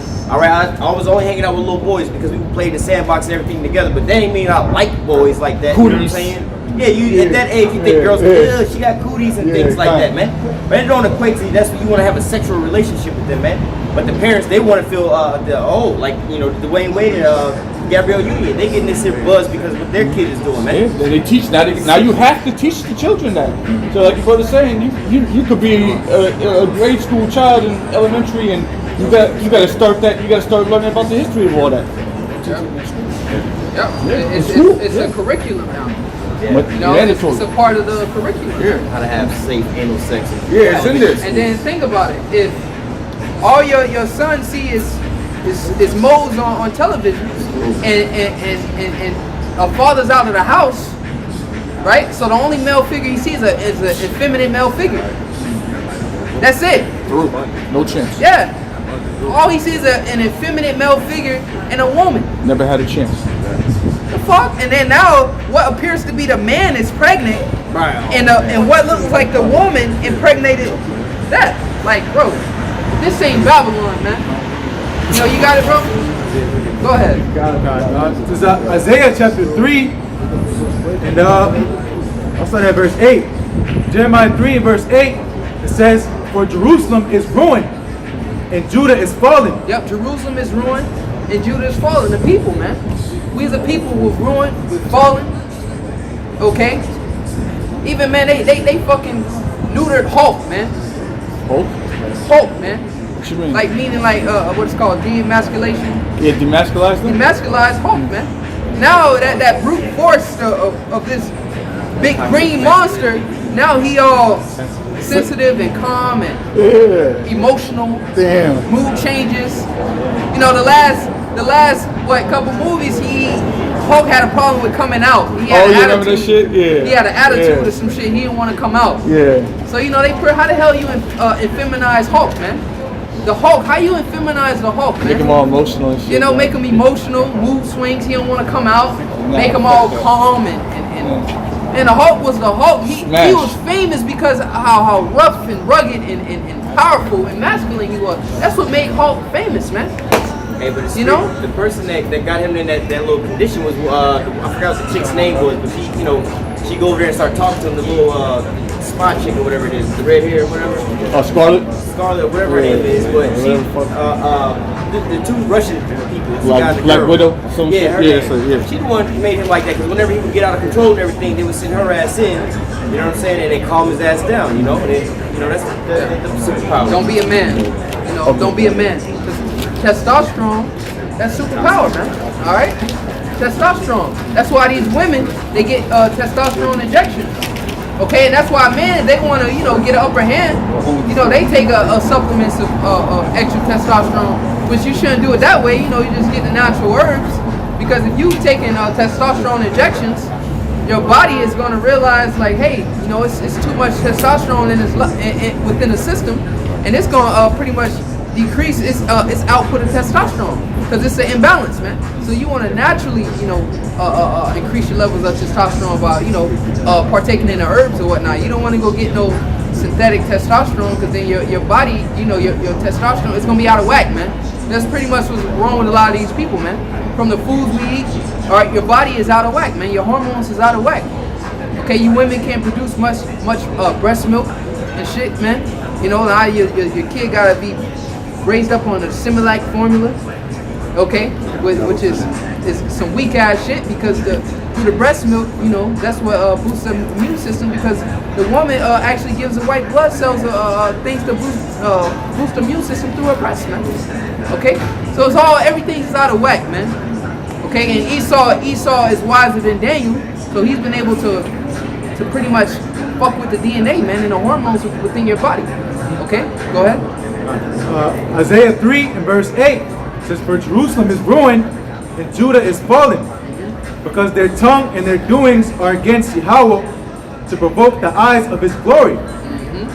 Verse 9, it says, "The shoe of their countenance doeth witness against them." Yep, the show of their countenance does witness against you, man. So how you look, man, that's a witness against you, man. Look at yourself. Okay? Look at the condition you in, man. Like a whore. Right? The show of your countenance does witness against you, man. You ain't gotta tell me you a whore, man. I can look at you and tell. And then even if you try to hide it, what these women don't realize is this, man. Men are spiritual. Okay? We can feel all them bodies you had on you, man. We can by the way you talk and the way you move, we can tell you done been around the block, man. You ain't no damn only been with 8 men. Right. You feel what I'm saying? We can, man, Especially when you deal with her, when you lay down with her, you know, she doing all kind. She gotta have practice, man. You feel what I'm saying? So you don't gotta tell. So even on a spiritual sense, to show your countenance work against you, looking at your spirit, man. You know, you're loose, man. Okay, you a harlot, even though a homo, man, a fucking homo, right? When you look at him, man, you look like, man, this dude funny, man. This dude on some gay shit. All right, you know, straight. I'm just being honest, man. You get like, man, you got a little sugar in your tank, man. You feel what I'm saying? So to show your countenance working against you, not only on the physical sense, on the spiritual sense, man. When you look right through you, man. Go ahead. It says, Isaiah 3 and 9, it says, the shoe of their countenance doeth witness against them. Yep. And they declare their sin as Sodom. So they declare this, man. That's why they call it the gay pride. Okay, they declare they sin as Sodom, man. And read the next part. It says, they hide it not. And they hide it not, man. Okay, they take the symbolism of the bow, a holy symbol. Okay, it's a promise that the Lord wouldn't flood the earth again. But they take that. You know, and you know, they pervert it, man. They pervert it. You know, with straight wickedness, man. You know, so now, you know, we like to get into the stones and shit. You know, you kind of skeptical about if you got a stone and it got like rainbow colors on it. You know what I'm saying? Because somebody might come to you and try you, like, bro, like, come on, like, you took something so righteous and perverted it, bro. This man gotta go, man. This man gotta go, bro. You know how be with some colorful or some different shit on you, man. People gonna think you on some homo shit, man. Cause now these days it don't matter really how you look. Cause you got these big men with beards are freaking moles, man. You know, like damn, bro. You would never thought like this big ass dude, you know, sweet like that, man. You know, that's it on that. I keep going. It says, I'll read again. Isaiah 3 and verse 9. Yeah, you can get that. Says, the shoe of their countenance doeth witness against them, and they declare their sin as Sodom, they hide it not. And if I can say, that consequence goes on to the rulers, you know, because there's an empowerment behind not hiding your sin. You know, this devil allows people to feel empowered by doing evil acts. So they get promoted and applaud when niggas, they say, come out the closet. You know, you get a round of applause when this is declared, you know, because Esau allows you to do that. If the ruler said, hey, every Mo that's on the street, you see one stone to death, you wouldn't see no Mo's out here, you know. But because this devil allows these things to happen, it's really to go against our people, you know, because they don't want rebellion. You know, when Jake was put up in shackles and chains, the issue Esau had was, you know, they had the masculinity still. Jake didn't want to be held down, you know. So Esau, because he's very wise, like brothers went into, he switched the game up. You know, he gave a little bit of freedom, so to say, but it's an illusion. Think about progression. You know, about as far as our people, as far as the history goes, you know, Jake, you know, as far as they judge the situation because they don't know their true history. You know, they think coming from slavery is a come up. You know, where we're at right now, this is a good thing that we're at right now, so we should be grateful and pretty much don't make the white man mad. You know, that's their masculinity be taken away. And buck breaking and things like that, they do that differently. You know, they literally, Esau would take the most biggest men and straight humiliate him in front of everybody. You know, and he does that differently now in these times. You'll take a big man, right, and make him gay. You know, that's what I'm saying. You know, and then everybody else says, oh shit, let me be like this guy. He got all the bitches and things like that. He gets rewarded, he's a millionaire. I'm gonna fall into that same spirit, you know. And that's those traps Esau puts that gets our people in these weird spirits, you know. I got a quick precept for you. This is Isaiah chapter 10, verse 1. Woe to them that decree unrighteous decrees. And that right grievousness which they have prescribed. Exactly. So you got to be in a position of power to pass laws, man. To pass decrees, man. Okay, to write something down and it's, you know, in a play you got to be in a power position, like the brother was saying. Okay, so if the law of the land was truly the scriptures, you wouldn't see that kind of wickedness, man, because they would be stoned to death. Okay, so it's all, you know, the higher ups, man. Okay, is what is causing this, man. So that's why they got to be removed out of that position of power, man. Okay, and really, it's just really to take out Jake, man. You know, because when you feminize the man, you got a bunch of fairy men. You know, that's it, man. Yeah, that's it. And then what? You stop reproducing, man. Okay, then that's your numbers drop. Okay, go ahead. It says, And they declare their sin as Sodom, they hide it not. Woe unto their souls, for they have rewarded evil unto themselves. Yep. Verse 10, it says, say ye to the righteous, that it shall be well with him, but they shall eat the fruit of their doings. Yep, so it's gonna be well with the righteous, but you're gonna eat the fruit of the doings, man. Of your own doings, man. That's why you moles are the number ones affected by the HIV, man. Okay? And we seen what happened to Sodom and Gomorrah, what, 2 Peter 2:26? Okay? Making them an example, okay, after those that should live ungodly. Alright, so that's the reward for all those unrighteous deeds and acts, man. Fire. Being burned with flames, man. Destruction. Okay? That's it on that? It keeps going. Alright. Verse 11, it says, woe unto the wicked, it shall be ill with them. Yep, so it's gonna be ill with the wicked, man. When you're ill, you ain't feeling good. You know, like, I don't know what it is, but it ain't good. You know what I'm saying? I can tell you it's not good, you know, to be ill. All right, no matter how you may feel, it's not a good feeling to feel ill, man. Okay? Whether your head hurting, your stomach hurting, you know, it's not a good feeling. Go ahead. Yep, it says, for the reward of his hand shall be given him. So the reward of your hand shall be given you. So whatever you work out, man, all right? Because all you know, if you're not ministering unto Yahweh Shemi Al-Shai, you're ministering unto Satan, man. Plain and simple. Go ahead. Verse 12 says, as for my people, children are their oppressors, and women rule over them. Yep, so children, all right, will be considered Esau Edom, man. Children are their oppressors, man. Because Esau Edom was a big-ass kid, man. And women rule over them. So you see, this is a and you know, you so-called Negroes, Latinos, and Americans should be pissed off, man. All right, because this is a big trap to destroy and target you, man. All right, to destroy and target you, man. To all this bullshit that they promoting out here, man. Okay, destroying your men, raising the uplift for your women. Okay, so it's just a lose-lose situation within his kingdom, man.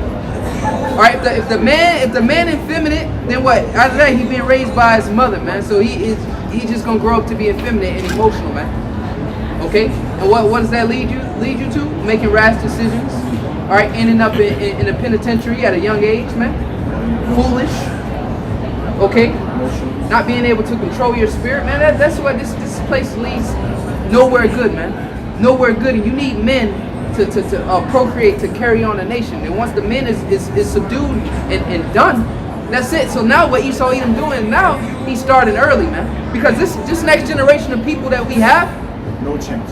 okay, they DNA already finna get changed, man. That's why you got the jab out right now, man. This gonna be a fucking new breed of people, man. Getting changed up, man. That whole natural human, like, that's it, man. That's it, yeah. Then you get that technology put into your bloodstream, that's it, man. You know, especially once they get to a position where it's made mandatory, you go to the hospital and you have a kid, all right, 9 times out of 10, bam, you gonna, as soon as that little joker born, that's gonna be another, you know, a shot added to the list of shit to give them when they come out, man. That's why Lord gotta come back, man. This man is literally changing, man, fucking with the genes, changing up the codes, okay, and all in the off the strength of, you know, immortality, you know, being able to live forever, man. Okay, you pretty much gonna be a breed of GMO degenerates, man. Okay, cyborgs. You're not human. That's why the movie The Matrix, right? It's like, oh, we're just good, born, you know, natural. The two that was in the ship, the two dark Jakes, the one that worked on the computer. Right, him and his brother, they were like natural born like humans. They didn't have no plugs in them or nothing. You feel what I'm saying? Like, no, we just good old born natural human. But you see that they were off the grid though. They were in a ship. You know, they weren't like normal people out there, because that's the only way it's gonna be possible. You know, you're gonna have to be off the grid on some off the grid type shit, having the kid at home, and you know, that's what this world is moving towards, man. That was an example. All right? Of the remnant. Yeah, exactly, man. You know, you gotta disconnect yourself from this system in order to have a natural or organic way of life, man. All right, go ahead.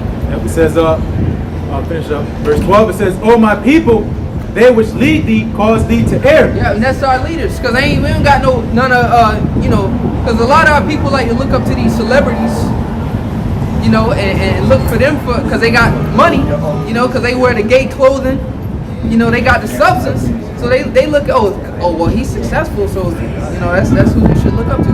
But let one of these celebrities speak out against homosexuality.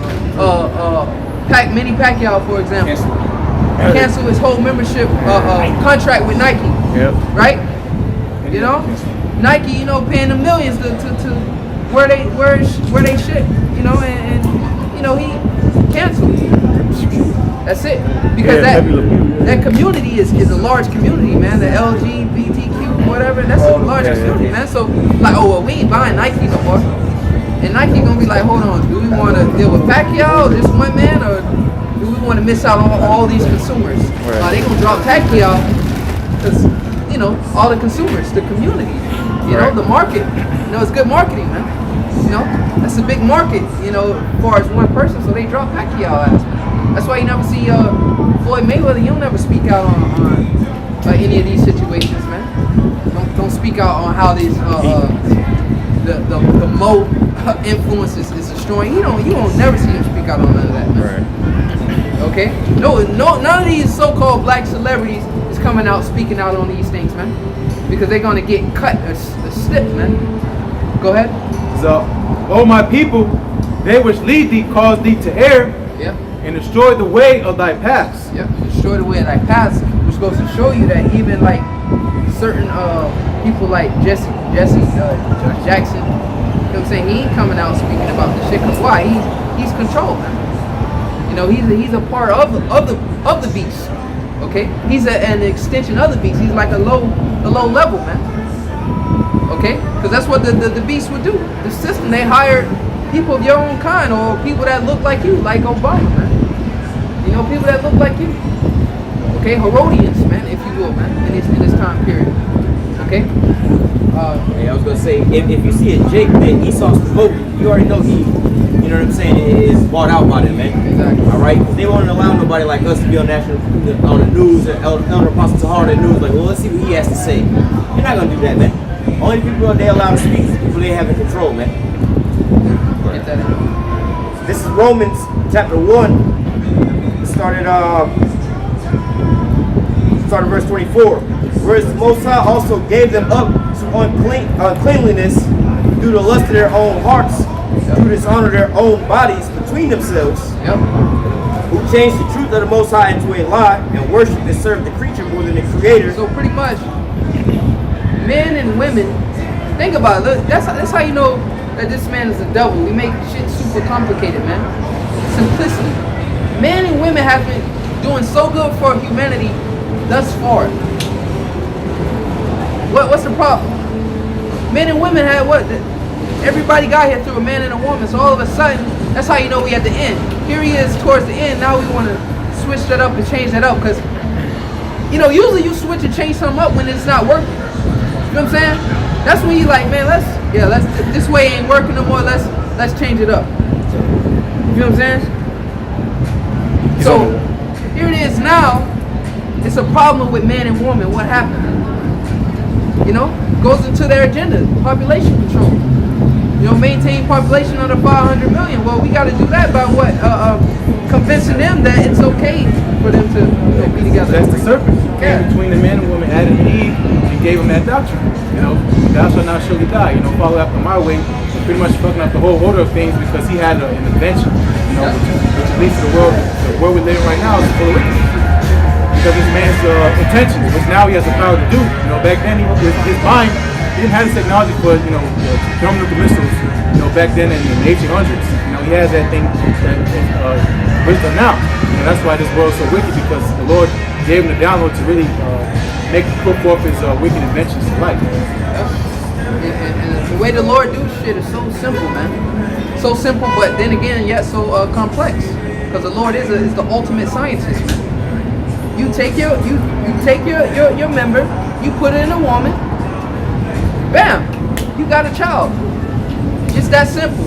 Not, oh, well, let's cut your members off, all right, and put a womb in a woman, cut a woman's womb out, cut your shit open, put her womb in you, give you all the organs and the ovaries and all the shit of a woman.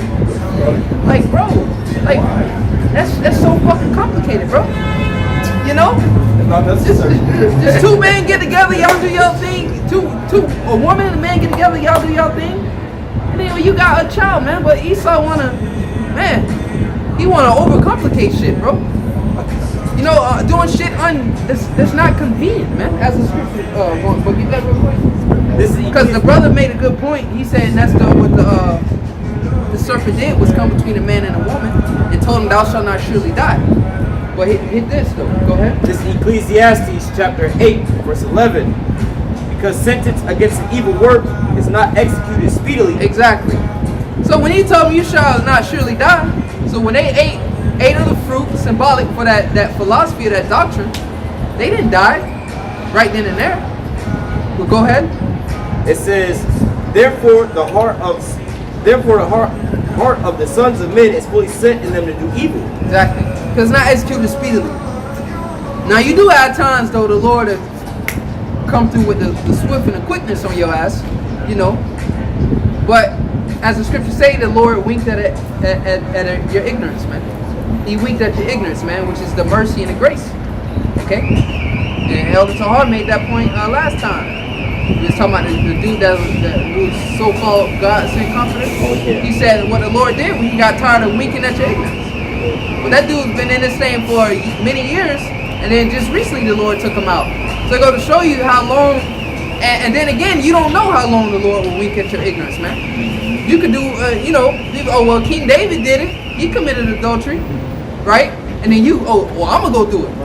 And you get your shit sacked the same day. You feel what I'm saying? So you don't want to play with the Lord like that, man. You know? Because you never know when you want the last straw. Exactly. The straw that broke the camel's back, man. He got a million straws on him, but you put one more straw on him, and that one little straw is what broke the camel's back, man. But you see, he was able to add up, but you don't know when you ran out of tokens. You go into that bag and then that shit empty. Like, oh shit, yeah, you don't got enough to pay for this. You done. You know, you wonder why your ass getting bent up in a car accident and a 100 car pile up. You got semi trucks coming and crushing you, and man, them death angels are always on the clock, man. You know what I'm saying? They always on the job, man. Final Destination. You don't see them damn movies. Or a lady, she done got her neck cut or some shit. She's sitting on the ground and she can see like something like rolling towards the fire that's finna get ready to blow, and she's sitting there looking like, no, please, and that shit just started rolling, and that shit dropped and boom. I said, well, what you think push that thing to start rolling to take it into the fire so it can implode and explode on itself? That's a death angel right there, just shoot. You know, for you to be crossing the street at exactly that time period and the light to change, and that's the Lord, man. Them angels, man, coming down and getting the work done, man. And they're not gonna go back to the Heavenly Father and say, oh, I effed up, or I didn't get him this time, or he cheated death, man. If you so-called cheated death, that was the Lord stirring you up to put fear in you, man. Okay, so you can get right, man. You didn't cheat death, okay? Or you didn't get lucky, all right? Because if the Lord wanted you got, you would be got, man. Say, who is he that can deliver out of my hands, man? You people gonna find that out soon. Go ahead. That was it on that? All right, go back to Romans. This is Romans 8, or it's like Romans 1, in verse 26. And for this cause, the Most High gave them up to vile affections. For even their women did change the natural use into that which is against nature. Yep, keep going. And likewise, also the men leaving the natural use of the woman. So the man leaving the natural use of a woman. All right, that ain't rocket science, man. Because if you leaving woman, well, what else is there? You are gonna deal with other men, or you dealing with beasts. All right, all that which is contrary. The laws say don't deal with beasts, man. Unnatural. You man, please, bro. Leaving the natural use of a woman. Go ahead. It says in verse Romans 1:27, and likewise also the men leaving the natural use of the woman, buried in their lust one towards another. So the same way you lust after a woman, and you see a woman, right? And we got examples right here in front of us. Same way you see how delicate and beautiful she is, you feel that same way about another man. You know what I mean? Yeah, you're gone, man. And that's why we pray to the Lord, man. And that the Lord have mercy on us, man, because that spirit get on you, man. You done. You done, man. Finished. Because that's like a when you think about that, bro, it's like a error, like a glitch. Like no. That makes no sense. That's unimaginable. You feel what I'm saying? To you, that's unimaginable. But some people, there's nothing wrong with that, man. That's a perverse spirit on it, man. The Lord gave them over to that. Right? You want to be a freak and want to live life YOLO and get drunk and get all kind of pills and drugs. You get caught out there, man. That's you. You got something real quick? Go ahead. This is the book of Isaiah 19, verse 14. The Lord hath mingled a perverse spirit in the midst thereof. Yep, and that's a perverse spirit. Okay, so here it is. Let alone the economy, man. You can't even get it right over here. How the hell you can't manage? Oh, you can't manage the position of man and a woman being together. You having complications with that now. Oh, I don't know what. It's so many sexual preferences. How would they say like 20, 30? Some dumb shit. What kind of sense does that make, bro? They say it's complicated. It's complicated. Oh, I'm this, I'm that, or like I don't know, bro. I don't know. You had to say you had something. I got a quick one. Go ahead. Y'all read Romans already? One? Yeah. Oh, okay. 27? Yeah, go ahead and read it again. Come on. Romans 1 and 27. I'll start at verse 25. For this cause the Most High gave them up to vile affections, for even their women did change the natural use of that which is against nature. And likewise also the men, leaving the natural use of the woman, burned in their lust one towards another, like the brother was just saying, and receiving in themselves that recompense in their, men with men working that which is unseemly, and receiving in themselves that recompense of their error which was meat. Hey, somebody get that word unseemly, Baba Shah. Romans, That's a terminal sickness. It's going to lead to death. Yep. Unseemly. I got the word. Okay. This is seemly. It's in the Greek.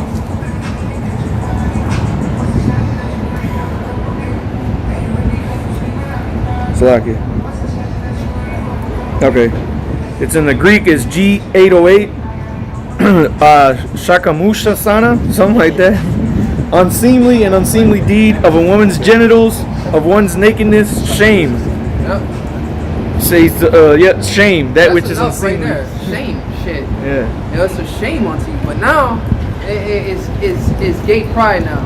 Right. It's they took away the shame. Say that word again. You know? Because It's pride. Yeah, because this is all engineered. This is not by accident. Because the devil creates an environment where this is acceptable. So this is going into the things turning upside down. He takes pleasure in flipping what the Most High created up to. He gets off by doing evil things. When we say, because we have a righteous spirit in us, we think like, that's fucked up. But to him, he's like, no, this is what I need to do. That's why the Lord made two balances of people, the wicked and the righteous. And that's why we're the example that's ultimate enemy, because the whole war against masculinity and things like that is because of men like us. Because we're the only threat to society. It says, with the leg's sake, no flesh should be safe. We're holding Daniel forward, but true masculinity, that's Esau's number one enemy. And that true masculinity is by us, the men of Yahweh. That's what this word teach you, man. All right.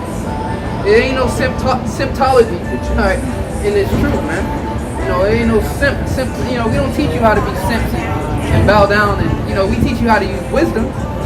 Okay, this ain't on no tough guy shit, you know, trying to go out and the scriptures speak about a bold fellow. Alright? Pretty much carrying out with a bold fellow, pretty much he'll get you into some trouble.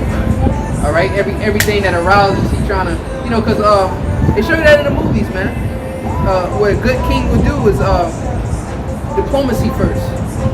Alright? We'll try to, you know, talk it first, cause why? A good king, he wouldn't want no casualties on his side, you know. Because you remember how when the Lord was with us, we would go to war and there would be no casualties. You know, Israel fought and, you know, we didn't have no casualties on our side. So a good king would probably, you know, do like a form of diplomacy, so to say, man. Try to talk it out. Send a messenger. You know, send a message, you know, try to, you know, come to some agreement before, hey, all right, hey, no other choice, we got to go to war. Because he knows it's going to, you know, it's a possibility it's going to be casualties. Not just on, even if we win a war, I'm still going to lose a lot of men. You know what I'm saying? So he don't want to do that. Okay? So what we teach through the spirit and power, how much in y'all shy, we teach you how to use wisdom and with masculinity, man. Okay? Not just out here just being bold and being head busters, man. You use wisdom, because that's an attribute of a man as well. Wisdom, man. Of a real man use wisdom. Okay? Kwame, say you have something real quick? Yeah, Go ahead. This is Deuteronomy, a quick precept. Deuteronomy 23 and verse 17. Deuteronomy 23 and 17. There shall be no whore of the daughters of Israel, nor a sodomite of the sons of Israel. Yep. No whore, no sodomite of the sons of Israel. Okay? And a priest. Alright, which the Lord say, we shall be a nation of kings and priests. Okay? So a priest's daughter, she's supposed to be burned with fire, man, according to the law. So what, all you Israelites, women, talking to you right now that ain't right, you gonna be burned with fire, man. You're listening. Okay? And look, fire truck right there. This gonna be one that they ain't gonna be able to quench, man. Okay? A fire that will evaporate all that heavy metal that's on that truck. Easily, man. Okay? That was on that. Give me a Daniel 4:17. Alright, yeah, go. Yeah, go ahead and get it. This is Daniel chapter 4 and verse 17. Daniel 4 and 17. It says, this matter is by the decree of the watchers. Yeah, and hey, this matter is by the decree of the watchers, man. Alright, the men out there that's watching the prophecies you gotta understand, man, what brothers, which was a commandment by Yahweh Shai, if you love me, feed my sheep. Really understand what brothers are really doing, man. Alright, we constantly watching news. Alright, going to the scriptures, constantly thinking about the next video we gonna come up with. Alright. The highlight of our week is coming out here. Once we come out here and do the work, that's the completion of the week. We like, okay, cool. I got through that week. But that don't happen until we come out here and we close out. Then we know the week is done with. That's how we feel. Not go, I'm going to go to work Monday or this the end of my day, Friday, or working it. No, when we come out here and do the work, we feel like, oh, that's the completion of my week is complete once I go out and do the work, man. So you got to understand, brothers are constantly watching the news, constantly watching videos, gathering information, studying, trying to find out more content we can put out. But the most part, the watchers constantly watching the news and lining up with prophecy so we can come out and warn you. So you can be ready. So you can measure the time diligently. So you can have some eyes out here and to see what's going on, man. So this is by the decree of the watchers, man. I understand the love that brothers are putting for the flock out here. Why? Because why? We love Yahweh Shai, man. Okay? But this is a full-time job, man. Bros wake up in the middle. You wake up in the middle of the night, you going on YouTube, seeing what videos bros put up. Or if you're a brother that's on this side and you make lessons, you going on the news, looking up different things, man, and just you're watching, man, watching to see if brothers send something in the group chat, you know, something might have happened. You know, like we constantly watching, man. This is by the decree of the watchers. So you got men out here that the Lord has put the spirit on, they'll show you that the love that the Lord has towards his people, man, towards his sheep. The Lord got men out here constantly. It's like you got a person out there sitting in front of your house, just sitting there watching all day, all night, like the Terminator type shit. Remember, the dude ain't go to sleep. He was watching, and the Terminator literally sat there all till the sun came up. He sat there in one position watching, man. And that's what you have, man.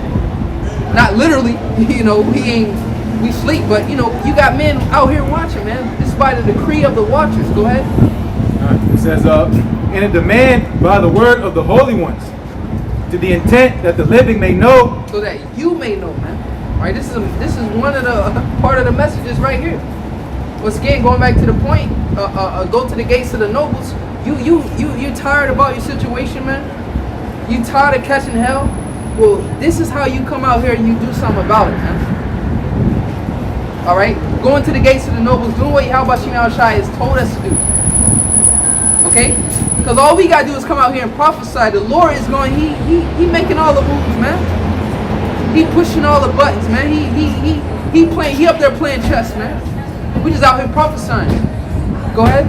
It says, to the intent that the living may know that the Most High ruleth in the kingdom of men, and giveth it to whomsoever he will. Yep. So that's who the person that we gotta set things right with, man. The Most High ruleth in the kingdom of men. So we gotta go to that power, not to Esau, Edom, the so-called white man. We can't go to him for nothing. Now the scriptures say in the curses we shall go to him and want in all things. As far as our sovereignty, all right, we can't go to him for that. He's not gonna give it to us, man. We got to go to Yahweh Bashim Yahushai, all right, and set things right with him first, man. That's wisdom right there. It's that simple. That's wisdom. They want to, you know, come up with all these black messiahs and come up with all these different avenues. We got to build communities within ourselves, and you know, we tried all that shit before. All right. Scripture say no man shall buy you. You're going against the will of Yahweh Bashim Yahushai, man. So we ain't going to be able to redeem ourselves. Because then what would be the need of Yahweh? So if we can redeem ourselves and bring ourselves out of this position, then all the works Yahweh Shai did, dying for us and stuff, pretty much telling, hey, you ain't need to do that. You know, and then we just come up and just deliver ourselves, man. How does that, what kind of sense does that make? So Yahweh Shai caught all that hell, went through all that pain and suffering for no reason, if we can therefore come out and deliver ourselves. It don't add up. That's not according to prophecy, man. Go ahead. But if I can say, you know, it's not a coincidence that, you know, every major kingdom that happened to play out here on planet Earth, the Lord spoke about. You know, all the important ones, so to say, you know, ancient Egypt, you know, Babylon, Medo-Persia, and so on and so forth, so-called America. The Lord talked about it. That's why he can say he rules in the kingdom of men. He always said what was going to happen to these kingdoms, and it came to pass. Right, and this kingdom is no different. You know, and the kingdom to come, how much more that? You know, that's the good news is that, hey, that's gonna be to us. You know, and I'm gonna finish up reading. It says to the intent that the living may know that the Most High ruleth in the kingdom of men, and giveth it to whomsoever he will, and setteth up over it the basis of men. And that's in this time Esau. The Lord set up Esau, Edom, the basis of men. You know, and that's prophesied. You know, so this is the evidence to show that the Lord exists. Again, it's all about prophecy. You know, and again, you know, this is why we're going into watching, because we're watching for the Lord's next move, and that's when we read, because it's going into prophecy. The chip, ultimately, what the devil's going to do, which we know what the Lord's going to do, and then to be, you know, and the kingdom of heaven to be established upon the planet Earth. You know. Go ahead, get that. This is the book of Ecclesiasticus, or the book of Sirach, chapter 10, starting verse 1. A wise judge will instruct his people, and the government of a prudent man is well ordered. A wise judge will instruct his people. So when you go into the Alahayim, the powers, those are the judges, man. A wise judge will instruct his people. So what you seeing all around the world are wise judges being risen up, instructing the people. Okay? Give them instruction. And what? Only instruction, true instruction is from the Lord, man. From these words. So a wise judge will instruct his people. Go ahead. Sirach 10:2, it says, as the judge of the people is himself, so are his officers, and what manner of man the ruler of the city is, such are all they that dwell therein. So that's why the scriptures say, be perfect as I am. Okay, because who's our king? Yahweh Bashim Yahushai. Okay? So the king is as the people are. That's why the Lord ain't dealing with all Israel. He's dealing with the Israel of Israel. The Israel of God, man. Because 2/3 of you people are bad representation of Yahweh Shem Shai, man. 2/3 of you so-called Negroes, Latinos, Native Americans. The brother Kwame just read in the law that should not be a harlot, all right, among our women, or sodomite amongst our men. Okay, if you're not a harlot or a sodomite, you don't have a problem with it. You're in agreement with it. All right. So therefore, you're a part of the problem. If you don't have I don't do it. Well, you're a part of the problem, man. Because you don't have a problem with it. Okay. You're gonna go down with them. But hey, as the king is, so is his people, man. So we got to be like Yahweh Shem Shai. Yeah, the scriptures talk about, being lukewarm, being in the middle. Not Straddling the fence. you conforming. You being I'm not gay. As long as they don't fuck with me, they're good. They can do whatever they want. That's being in the middle. You're gonna be spewed out either way. Because you got to make a stance, man. It's the time where they say the line is drawn in the sand. Yep. Now is that time. Okay? Choose this day who ye will serve, man. Okay? And it's getting as like night and day, man. It used to, shit wasn't really happening at first, things weren't really moving. But now you can see that this place is just all out wicked as hell. No morals, everything just going out the window. And then you got the man of the Lord, man. The man that's preaching the true doctrine. So you're going to have to choose a side, man. Okay? And you ain't got all day to choose a side. Okay? You're going to have to make a stand sooner or later, man. Go ahead. Going back to Sirach 10, verse 3. An unwise king destroyeth his people, but through the prudence of them which are in authority, the city shall be inhabited. Yep. The power of the earth is in the hands of the Lord, and in due time he will set over one that is profitable. Yep. So this earth is crying out. This earth is mourning. The people are mourning. Okay? So in due time the Lord will set up one that is profitable, man. Alright? But something that is profitable, it makes you money. Alright, you receive gain from it. When something is a liability, okay, it's causing you to lose money, you cut it off or you get rid of it. Because it ain't profitable. Nobody is in a business of being unprofitable, man. Not say that on a physical sense, because the scriptures say we are unprofitable servants. Okay? But none of these business, if this business is running right now, it's like, yo, we ain't making no money. What? That makes no damn sense, does it? We ain't making no money. Why? What's going on? We need to figure out something so this place can be profitable. Nobody just runs a business and it's not making a profit, man. You're not making no money. Eventually that business goes down, man. Okay? Go ahead, Austin. So Matthew 24, start at verse 42. Matthew 24, in verse 42, it says, "Watch therefore, for ye know not what hour your Lord doeth come." Go ahead. Matthew 24, verse 42. "Watch therefore, for ye know not what hour your Lord doeth come." So watch. Alright? But you don't know when the Lord coming, man. That's why, man, bros are in that mindset, man, as Elder Tahar coined this year. Looking for and hastening unto the coming of the day of the Lord. Because people, the scriptures say the Lord will come in an hour when you don't expect. So we always on watch. Everything can go back to normal. They can take the mask off and continue on how it was. The man of the Lord, we might be like a little upset, like damn. But in the back of our mind, right, we still watching. We like, man, the Lord could come back any day still. You know what I'm saying? Because that's how the Lord does it.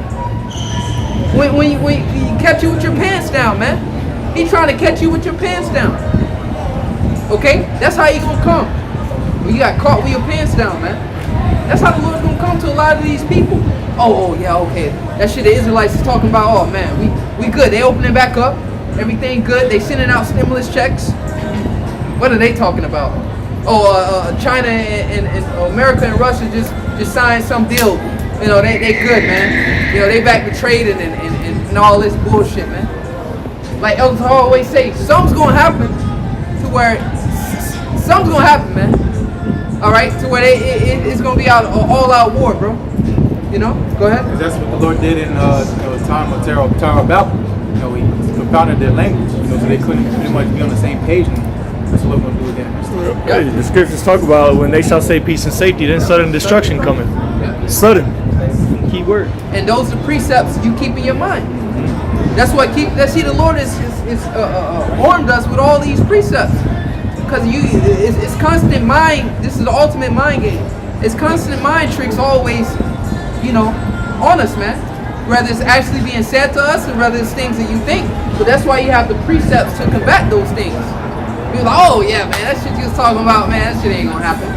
And that's when the precept the brother just quoted. When they say so, peace and safety, sudden destruction. So that's what you got in your mind. That's what keeps you like, all right, cool. You know what I mean? Because if you don't got those precepts, because that's why this is the comfort. If you don't got those things, then you'll end up falling out of the truth. But that's how the Lord sent us the comforter, which is the word, man. Okay? Because, you know, we coming into, you know, you seen what happened the last Passover. The whole COVID thing kicked off after the last Passover. So here it is, a year later, which was just the anniversary, the 1 year anniversary of this whole pandemic thing, just recently. Okay, so here it is, going around the clock again, Passover. Let's see what happens, man. Okay, get that in Romans 5. Use it down. If you got more, go ahead. Yeah, you can go ahead. So, Matthew 24, in verse 43, it says, "But know this, that if the good man of the house had known in what watch the thief would come, he would have watched." And man, we love going over these precepts, man. Okay? This is music to our ears. It's comforting every time. You know, this is what keeps us going. This is what keeps us attentive, if you will, man. Watch. Because we believe, man. You think we watching because we don't believe? No. If somebody didn't believe, they wouldn't be watching. But we truly believe Yahweh Shem Shai is coming, man. And bro, you can feel it. You see all the movies, shit you hear, like shit like that, you see a big explosion, boom. You know? Chaos. Because it's gonna pop off. And that's gonna be it, man. And it's gonna be all going through your head.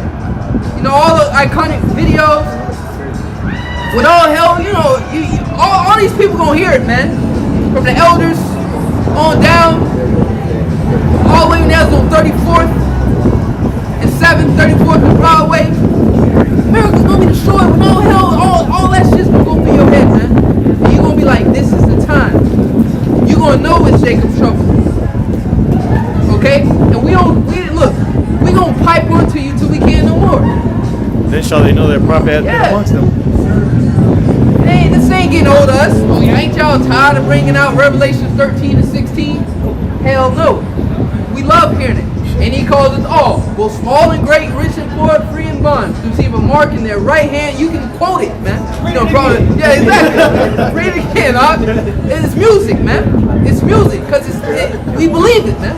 You know? Because that's what keeps you sober. You know, it keeps you in the right mindset. Because you were saying earlier, the mental, you know, keeping watch that's more mental than physical. You know, this whole thing about the COVID thing is called a psyop, a psychological operation. It's a play on your mind, right? So this whole thing with the chip is going to be more mental than physical. You know, mentality is going to be first to get the thing, right? Real quick, you can keep on, but that's why I say if it was possible to be able to simulate.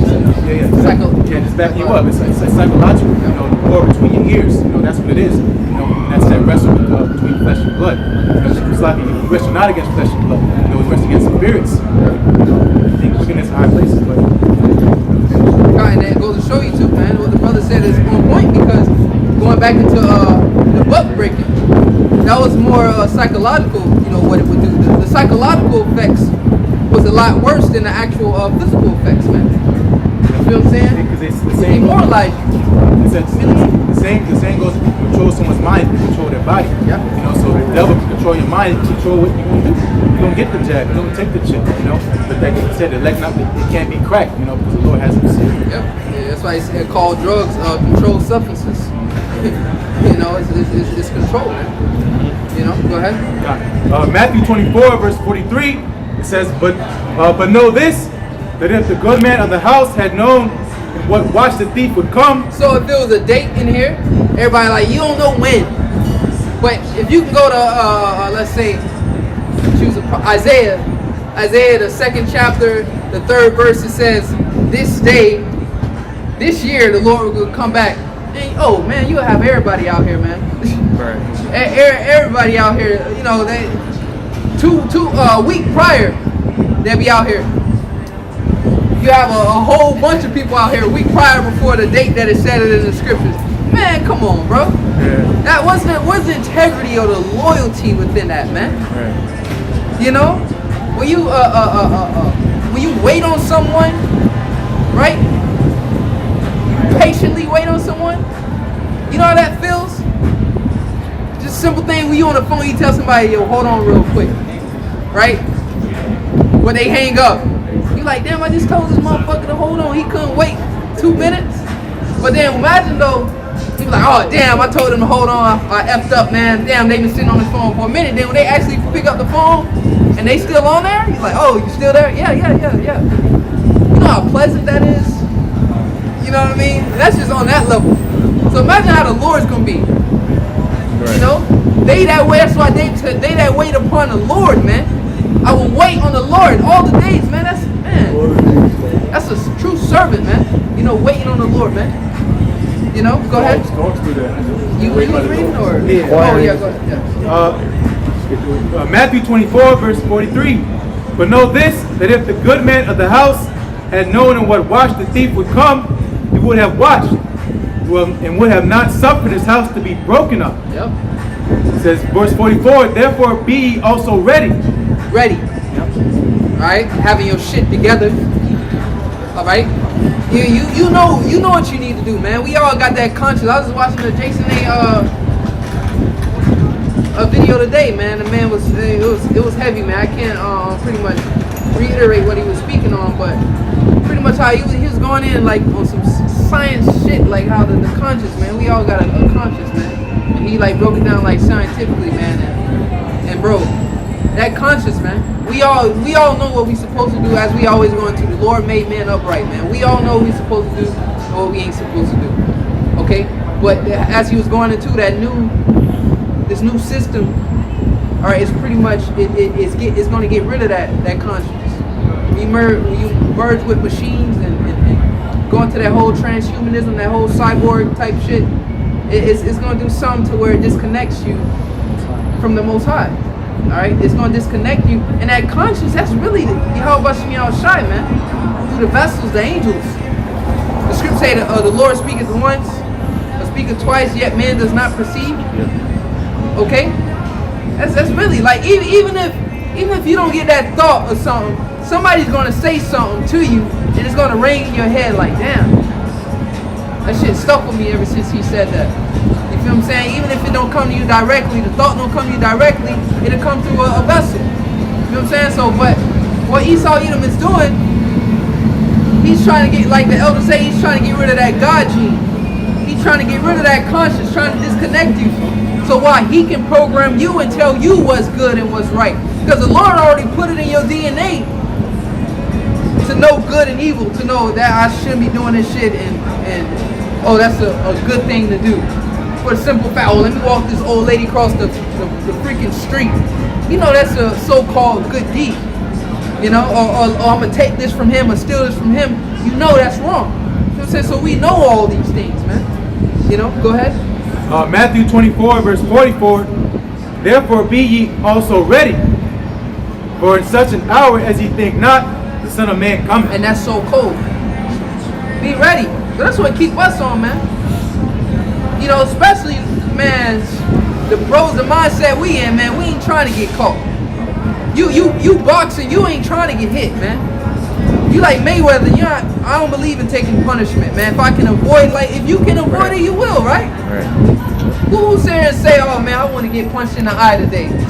You know, I don't want to, but if I can avoid it, I will. But if it's the Lord's, will, then so it happened. But if the Lord is giving me a avenue for salvation to not get punched in the eye, well, won't you take that, take that route, so to say? You know what I'm saying? Nobody just want to get punched. If I can avoid getting hit, I will. You know what I'm saying? But if it's the Lord's will, then so be it. But watch, man. You don't know when he's gonna come. Okay? And as I say, in thy security, man, when you think you good, you think you escape, man. But you can clearly feel that it's not too many more days ahead of us. It's not too many more years ahead of us, man. If you got wisdom, if you're not you don't have a mind of a reprobate, you can clearly see this place ain't going another 10 years. No, it's not going that far. It can't, exactly. Romans 5. Yeah, from the top. It's Romans chapter 5. Point is like 8, 9. This is Romans chapter 5, verse 1.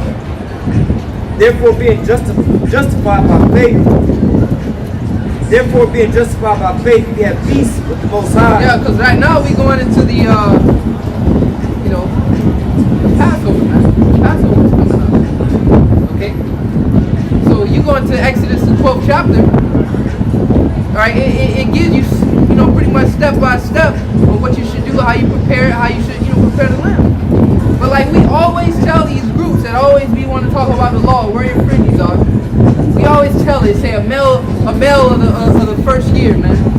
Without blemish. Who out here growing lamb? Raised by Hannah, raise your hand. Who out here growing lamb, man? That I know this is from the first year. Nobody's doing that. How many Jake got them kind of reasons? I mean, I'm pretty sure it's Jake out there that got resources like that. But now after that, go slay the lamb. Butcher the lamb. You don't got a license to butcher, animals and shit. Then after that, go put the blood on the door. Oh, somebody coming to visit you, man. The law enforcement coming to visit you, man. Like, damn, what the hell wrong with this dude? And officers in the scriptures right here. Exodus, the 12th chapter. They gonna bigger act your ass. Yeah, you done. You done, man. In the kitchen, you got goat. Yeah, a goat's head, goat's blood, all in the kitchen and shit. You done, man. Bread with no leaven in it. Then you gotta burn it the next morning. Yeah. Extreme. The extremes, man. Yeah. Go ahead. So as I said, man, we justified by the faith. So we gonna go to the local meat market, buy the lamb, prepare it, and call it a day. Because technically that's going off. For all you people out there so stuck in the law, how is that going off? Because that's pretty much a dead carcass, man. Sitting there. We ain't supposed to do that. Who knows how long ago Yeah, it was killed. exactly. They give you a date, but shit, most lamb come from Australia. Especially, I don't know about all the other states, but down here in Florida, I know in our area, Publix is saying all Australia, man, most of the lamb. So shit, that's a flight. They kill it, butcher it, package it up, then it's a flight, or it's a flight or a boat to get the shit over here, man. That's a long way, nonetheless. Okay, so read on. Going back to Romans chapter 5, verse 1. Therefore being justified by faith, we have peace with the Most High through our Lord, Yahweh HaMashiach. Yeah, we have peace. So Yahweh Shai is the Passover, man. Okay, we have peace.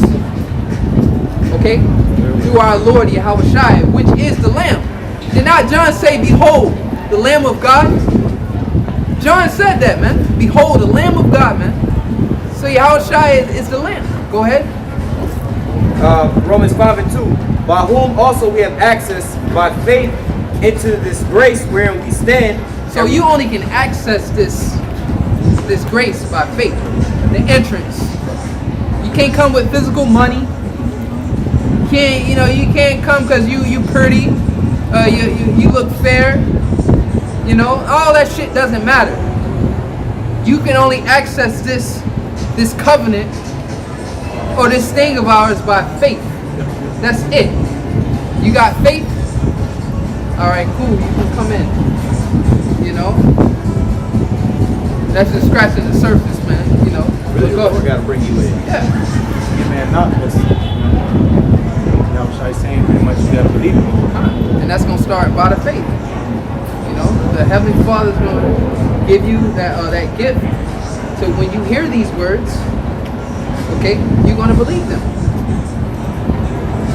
Alright? You're gonna be enlightened. You're gonna be revived. Okay, because these words is like the water. Go ahead. Going back to verse 2, Romans 5 and 2. By whom also we have access by faith into this grace wherein we stand and rejoice in hope for the glory of the Most High. So it's a rejoicing of hope, man, for the glory. We rejoicing, we out here rejoicing and hoping. Okay? That's all we got is hope, man. You know, we can't tell you, you know, what's going to happen tomorrow, 2 weeks from now. But we know the Lord's coming soon. And Jacob's trouble, before the Lord returns, Jacob's trouble, all right, time of trouble is going to come. Okay? And we got hope in the Lord. The Lord's going to get us through whatever it may be. Whether it be famine, you know, whatever the case may be, the Lord's going to deliver us through it all, man. That's what we hope on. All right? That's all we got for you. Okay? That's all we got. Nothing carnal, nothing physical to give you. All we have is spiritual gifts up here. Come up here, and, you know, and grab them, man. The word. You know? Run that you may obtain. Yeah. We giving you the spirit of power, Yahweh Shai. We giving you the things needful for salvation, man. Okay, go ahead. Romans chapter 5 and verse 3. And not only so, but we glory in tribulation, also knowing that tribulation worketh patience, and patience experience, and experience hope. Yep, and experience hope, man. Because that's what increases your faith. All right, when you going through something, you catching hell, and the Lord, you know, have you dealing with it for whatever amount of time He has you dealing with it. So then next time when something happens, you already got in your head, just chill. But the Lord, you know, something's gonna happen, man. The Lord, you know, the Lord's gonna come through some way, man. All right, that's that experience, man. Okay, you might be waiting on something to happen right now. You in a situation. All right, just hold on. Ultimately, shit, we in a big ass situation. We waiting on the Lord to come back and get us out of this place, man. You know, we be like F, man, trying to get this to happen and get that to happen, man. Hey, shalak Yahweh Shai, man. Send Yahweh Shai, Baba Shai. That'll be good, but you know, at the end of the day, we still got to go do this thing day by day, as a house is built brick by brick. You know what I'm saying? We got to go day by day. We just got to wait, man. Okay, go ahead. Romans 5 and 5. And hope maketh not ashamed. Yeah, and hope make us not ashamed. Okay? Because when Yahushua went on that cross, right, people mocked him. Okay? He saved himself. I mean, he saved others, but himself he cannot save. Come down from off that cross, then I'll believe on you. You know, scoffing, scorning. You don't think that bothered Yahushua? Yeah, he was in the flesh. He was in the flesh, but he overcame it. You know? Same way we feel, man. Like all that stuff, Israelite stuff you talking about, man. You got nothing to show for that, man. You know? You still, you know, working at this little local job, and you know. So likewise, Yahushua, man, we was up on that cross. You know, they up there marking him. He in all kind of pain, cause really though, when you fall, right? What really hurts the most as a kid when you fell, when people laughed at you. You can take the pain, you scrape and you're like, ah shit, you know. But when people start laughing at you, that's what for the affliction. That's what hurt it even more, man. Because if you was by yourself and you fell, you'll bear the pain out. That shit hurt. But you used to dread falling. in front of a bunch of people, because the humiliation is a lot worse than the actual pain of falling. You feel what I'm saying? Hey, babies are like that. Like if a baby falls and you don't acknowledge it, they just kind of get back up. Exactly. But if you go all like that, then they start crying and everything. You know? Because they start to think about the situation. That's why they say if somebody's bleeding, you don't walk up to them and say, "Oh my God, you're bleeding." You just be like, "Yo." You know, you kind of like get their mind off of it. Because if you scare them, then their heart start pumping and they start pumping more blood out of that wound. Okay? So likewise, Yahweh Shai, man. Alright? He had to endure the shame of the cross. That's humiliating, man. Having your body all mangled and shit, and people up there to see your body. People that were spitting on him. Yeah. See you defeated like that, man. That's the worst thing of a man right there. Giving him piss to drink. Yeah. Having no power. Yeah. That's man. You take power from a man, you took everything from him, man. Because that's as Elder Gabar going too, right? He said that's what men live for. Power. You know, that's one of the glories of living is having power. You know? So having all the power, you know, took from you what? To fulfill the will of Yahweh Bashem Yahushua. Because as he said, do you not know I can call a legion of angels pretty much come down? But then what? How can these words be fulfilled? How can Isaiah the 53rd chapter be fulfilled? Right? He was slain for our transgressions, wounded. That would have made Isaiah a false prophet. Okay? But Yahushua had to, you know, pretty much take upon the shame, take upon the humiliation. Okay? To ultimately bear that cross for us in these times, man. Because here it is, we don't have no sovereignty. We behind enemy lines. Okay? And we can't fully participate, if you will, in our high holy days. We can't do it to the full extent. You know, we lacking, so we come up short somewhere. Okay? Go ahead. Going back to Romans 5:5, and hope maketh not ashamed, because of the love of the Most High is shed abroad in our hearts, and by the Holy Ghost which is given unto us. For when we were yet without strength, in due time the Mashiach died for the ungodly. Yep. Go ahead. It says, for sacredly, for a righteous man will one die, yet peradventure, for a good man some would even dare to die. For a good man, one would even dare to die, man. Yahushua, he died for the whole nation ultimately, but for the elect first and foremost, all right? But as it said, man, a man wouldn't even die for a righteous man, you know, a good man, so to say, a man that's so-called good. Let alone Yahushua died for the whole nation, man. All right, a bunch of ungodly children. Okay, so go show you Yahushua a true character, man. A man of true character and integrity, man. Okay, go ahead. Verse 8, but the Most High commended his love towards us in that while we were yet sinners, the Mashiach died for us. Much more then, being now justified by his blood, we shall be saved from the wrath through him. Yep, saved from the wrath through him, man. By his blood. So in these times, man, yes, we're going to physically participate. Give me that rehearsal right there. We're going to physically participate in the Sabbath service, which is the Passover. We're going to physically participate in it. But at the end of the day, the blood is spiritual. We already covered, man. All right? If we be of the elect, we already covered. Okay? But you know, you got to show faith by your works. So you got to rehearse the righteous acts. You know? But those that just coming in this thing that might not be able to partake of it, hey, it's spiritual, man. The blood is you already covered, man. Okay? So understand that. All right? Because we even in our minds, you know, we know the law. All right? Even Paul said, I speak to them that know the law. We know the law, how it's supposed to be practiced. And once again, Exodus 12 chapter. And we know, like, yo, we ain't doing this thing perfect. So even then, that's why we would need the blood as well, even if we are physically participating in it. Because we're going to physically, you know, participate in the service, in the Passover. Okay? But it ain't going to be perfect.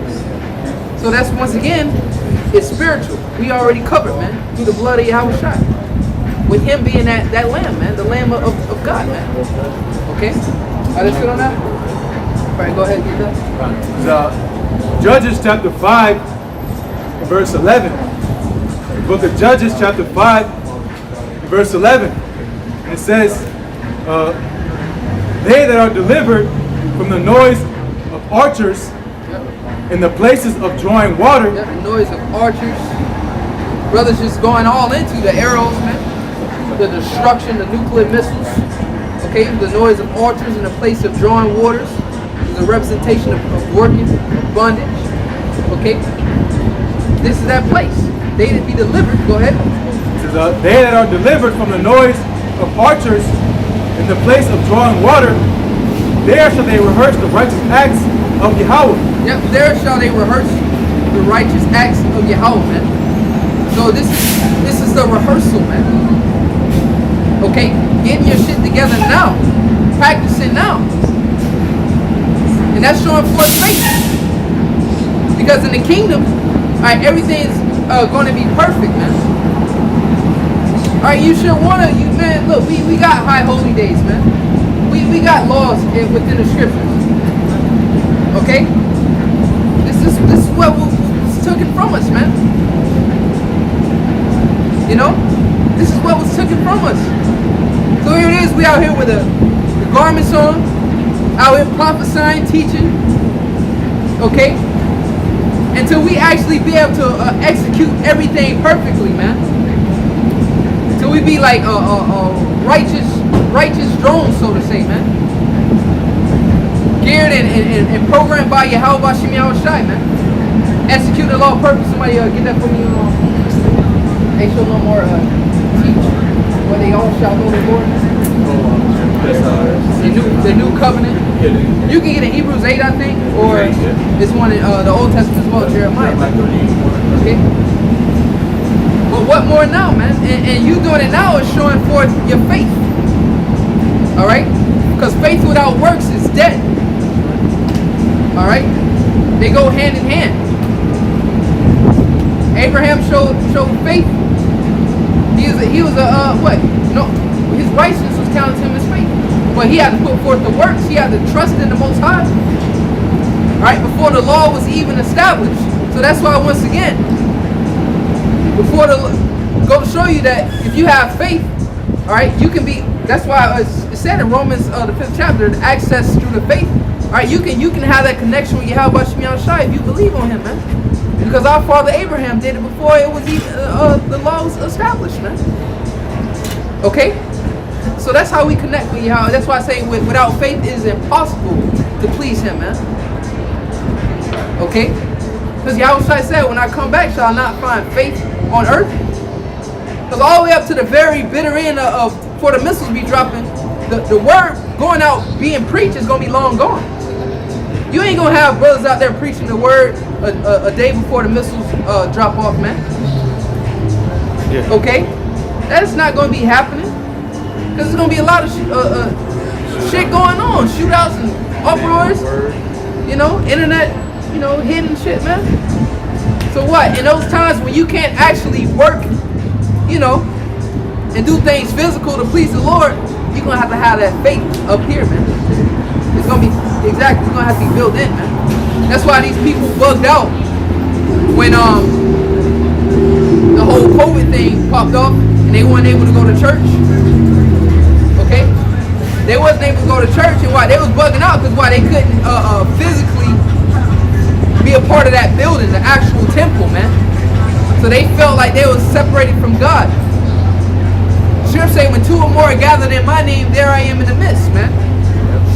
They feel separated from God. So we should never, we should, hey, what Paul says, trials, tribulation, nothing, peril shall be able to separate me from the love of God. So meaning what? His faith. Okay? And Paul went on journeys, man. Voyages, if you will, man. Okay? Different places. What? Just because he wasn't in this specific place, in this building, he lost the faith once he left and and went to Corinth, Greece, or whatever the case may be, or went to all the different churches, he physically lost the faith. No, it was up here, man. Okay. Yeah, go ahead. This is Hebrews chapter 8, points in 11, starting 10. It says, "For this is the covenant that I will make with the house of Israel after those days." So once again, for all you Christians out there, this is the covenant that I will make with the house of Israel. And by the way, this is in the New Testament, man. Okay? So anytime you see salvation or joy or anything that benefits, okay, you know, the Israelites or a Gentile, so to say, those are actual Israelites, man. Because this new covenant has been established with Israel. We ain't gonna sin again. We gonna be perfect. Now you are the nations, man. Go ahead. Going back, Hebrews 8 and 10. It says, "For this is the covenant that I will make with the house of Israel after those days, saith the Lord. I will put my laws into their minds and write them in their hearts. Yep. And I will be unto them a power, and they shall be unto me a people." Yep, so the Lord gonna put the laws in our inward parts, man. As you don't have to teach a bird to build a nest, it's gonna instantly do it. Like dogs swimming. Yeah, dogs swimming, just naturally swimming. Spiders spinning a web. They don't go to a spider college and learn how to spin webs. They don't watch DIY videos on YouTube on how to spin a web. They just do it. All right. So likewise with us, man. It's gonna be impossible for us to go off, man. For us to sin. That's why I say it's gonna be a kingdom established forever. Get that Isaiah would say separate. Yeah. Yo, how much time I got? I got some good time. 10 minutes. Go ahead. Going back to Hebrews 8 and 11. "And they shall not teach every man his neighbor, and every man his brother." So we ain't gonna have this in the kingdom. Camps and stuff teaching other Israelites. Now you gonna have us teaching the nations, but us coming, hey, come here, Ak. You know, breaking down the scriptures and no. You know? No, it's gonna be in them, man. Hey, as Esau's trying to make a new generation, change the DNA or RNA on all these humans, well, when elect bring forth the nation, that's gonna be a new breed of Israelites. Because they're gonna come through them super bodies, man. You feel what I'm saying? They're gonna be born of that. When we get them new bodies that don't get sick, that the law's all in it, we gonna bring forth offspring. So they gonna be just like us, man. You have something you wanna say, bro? Oh, okay, I thought you wanna say, but yeah. They gonna be just like us. So it's gonna be a new breed of Israelites, so to say, man. Alright, born righteous, perfectly, not getting sick. Okay? But it's gonna start with the elect. Go ahead. Yeah, finish that. Hebrews 8:11. "And they shall not teach every man his neighbor, and every man his brother, saying, Know the Lord, for all shall know me, from the least to the greatest." Yep, so the least to the greatest. You know how Yahushua was pretty much born with the spirit on him. Like nobody had to wake Yahushua up, man. Yahushua knew the truth at a young man, 12 years old, man, in the synagogues, all right, talking and conversing with grown-ups, man. Okay, so likewise, that's how our children are gonna be. They're just gonna grow up knowing, man, being just like Yahushua. Okay, we ain't gonna have to teach them, and they're gonna know. Okay, they're gonna know. That was it on that. All right, get this. So Isaiah 59, start at verse 1. Isaiah 59 in verse 1 said, "Behold, the Lord Yahweh's hand is not shortened, that it cannot save." Yep, so we was catching, we catching all this hell in slavery. Okay, we're calling on whoever we was calling on back then, man. Probably Jesus, But, the Lord heard us, man. It ain't like, oh God, this white man is so strong. I know, please say, I know you probably can't save us. No. He can save us, man. He can redeem us. All right? You so-called Negroes, Latinos, Native Americans, the Lord can save us out of these slums. He can save us from the hand of our enemies, the so-called white men, all these other nations. Okay? He can save us. Go ahead. It says, neither his ear heavy that it cannot hear. All right, hey, wait, it's another scripture that say, he that made the ear, shall he not hear? He that made the eye, shall he not see? Talking about the Most High. Alright? So the Most High made the ear. He made the eye. So you don't think he see what's going on down here? You don't think he hears your prayers, man? He hears it all. He sees it all. But go ahead. Verse 2, it says, for your iniquities have separated you in your power. But our sins have separated us from the Heavenly Father, man. Okay? That's how we ended up over here in America. In slavery. At the bottom. Being a proverb and a byword and a reproach. Okay? Amongst the nations. That's how we ended up over here, man. Our sins, our iniquities have separated us from Yahweh Bashem Yahushai. And ultimately, we stopped believing in him, man. Because that's really what happened. The scripture say anything other than faith is sin. And how do we stop believing in him? We start worshiping other gods. Which is a clear indicator that we stop believing in the Most High. When you start worshiping other gods, that means you don't believe in the Most High no more. You put forth your belief and all your effort towards this power, man. Towards another power, man. Okay? So we stop believing in Yahweh Bashem Yahushai, man. Go ahead. It says, and your sins have hid his face from you, that he will not hear. Yep, so that he will not hear. But now, as the scripture say, being returned, seeking 10 times more, now he is returned back onto us, man. As to say, with grace, mercies, and thanksgiving. Alright? They tell you in James, the first chapter, if any man lack, let him ask the Most High in faith, man. Okay? And he give every man liberal. Alright?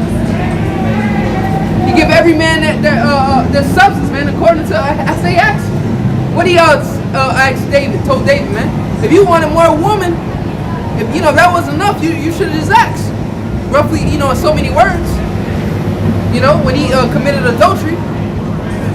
If you wanted more woman, I would have gave you, man. So we going back to the point of get that in Hebrews, man. That's what we close out with.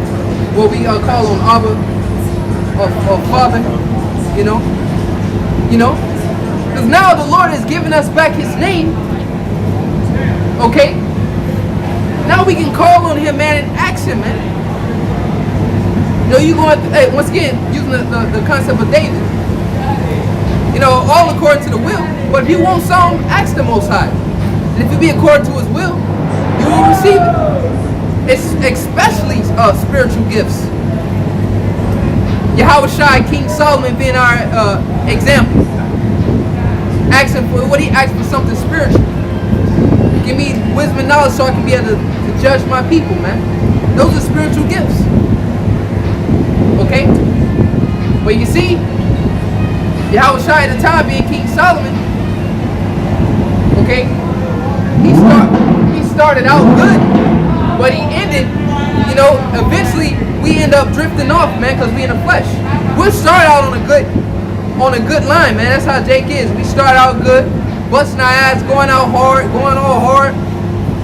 but then you get the drifting, a little bit, and that's why the chastisement is there, man.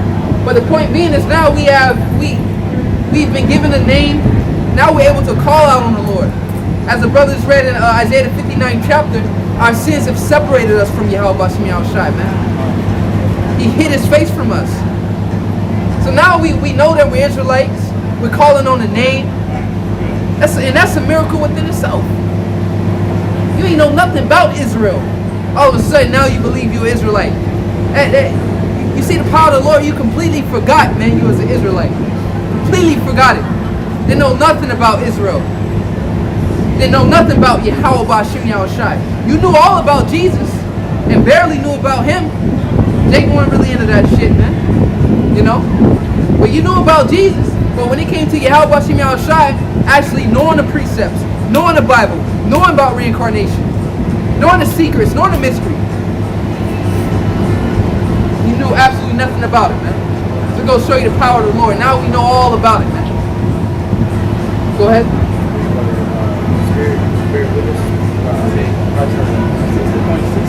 Yeah, you can start with start at 12. Yeah. This is Romans 8 and 12. Therefore, brethren, we are debtors, not to the flesh. Yep, so we are debtors. So a lot of our people out here are being debtors to the flesh. Like you in debt with the flesh. So meaning what? They're servants of the flesh. When you in debt to someone or you're serving someone, you do everything that pleases them. You know, because why? You serving them. So you in debt to them. When somebody in debt to you, they pay you back. They want to see anything they can do for you. So you got a lot of our people out here are debtors to the flesh. So meaning they serving their flesh. Everything they want to do, everything that they desire, their hearts desire, everything that they want to fulfill, they're doing it as if they're debtors to the flesh, man. But the scripture just said we are not what? You know? Going back, it says Romans 8 and 12. Therefore, brother, we're not debtors, not to the flesh, to live after the flesh. Exactly. So that's a cut to you, man. So people that do what makes you feel happy. That's live your life. That's what people always, man, you just need to live your life and be happy, man. Do. So you telling me to go off, and that's a common thing. Nobody knows when the Lord is coming back. I'm pretty sure every brother heard that. Just live your life, man. It's like pretty much telling you to be a debtor to the flesh. Be happy. You know, you don't think God wants you to be happy and enjoy life? So they telling you to be debtors to the flesh, man. All right, go ahead. Verse 13. For if you live after the flesh, you shall die. Yeah, but you shall die, man. Let's tell you in James, the first chapter. All right, sin leads unto sin, and after sin, pretty much death. The Most High get tired of winking at your ignorance. He get tired of giving you passes, man. No more passes for you. You know? And then also too, you know, you ain't doing enough to even attempt to balance it out. What good works are you doing? You know? Are you beneficial, man? To the Lord? You know? Are you bringing forth believers, man, trying to convert? Matter of fact, if you're not, are you getting yourself right? You getting yourself in order? Okay? So the Lord, you know, it's counsel constantly going on up in the heavens, man. What they say, like the Libra scale, wearing the balance, man. The weight and the balance. Hey, even Job say that. Measure my integrity, man.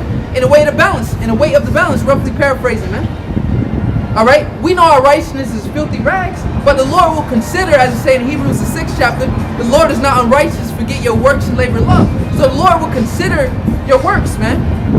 When it comes time for judgment, you might have fucked up sometime here and there, but if you ain't doing enough works, when it comes time for the judgment to come, you fucked up somewhere. It's like, damn. I would give him a pass, considering that he been doing all of this. But here it is now. It's come time for some judgment to happen to you. You ain't got nothing on this, nothing to balance it out. Come on, you ain't got nothing to balance it out. It's empty.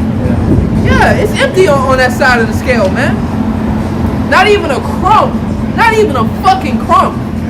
And we talking about according to the will of Yahweh Shem Shai.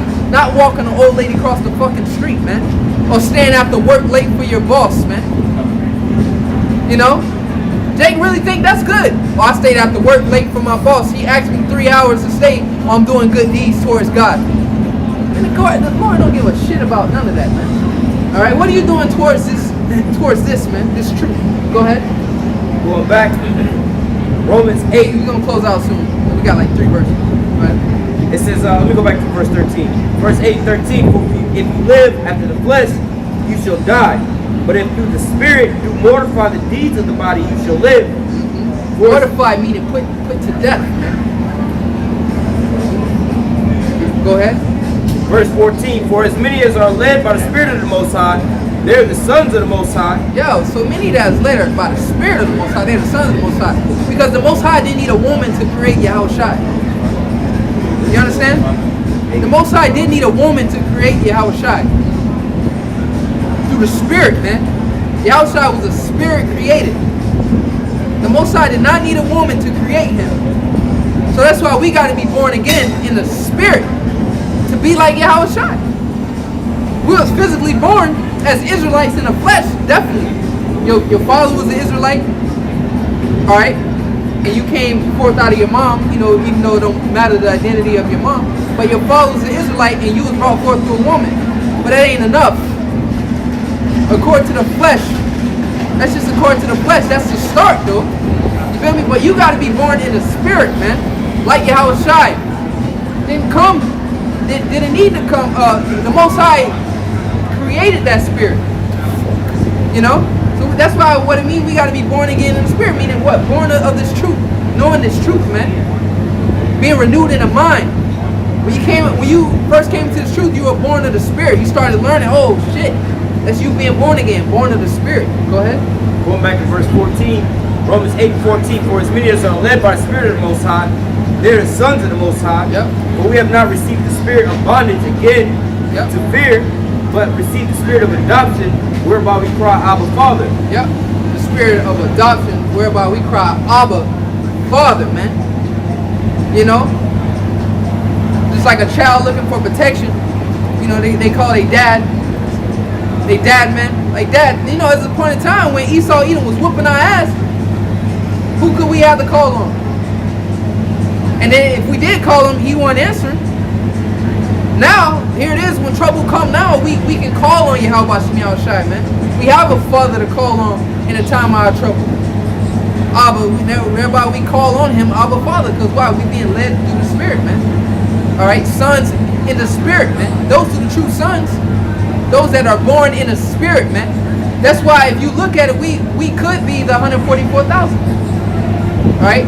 That was back during the time with Yahushua and the Heavenly Father. We could be those spirits, because why? We moving by the Spirit. We've been born of the Spirit, so we could be those men.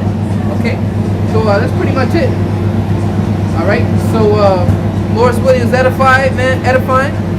You know, keep your shit in order, man. You know, until next time, keep watching, keep praying.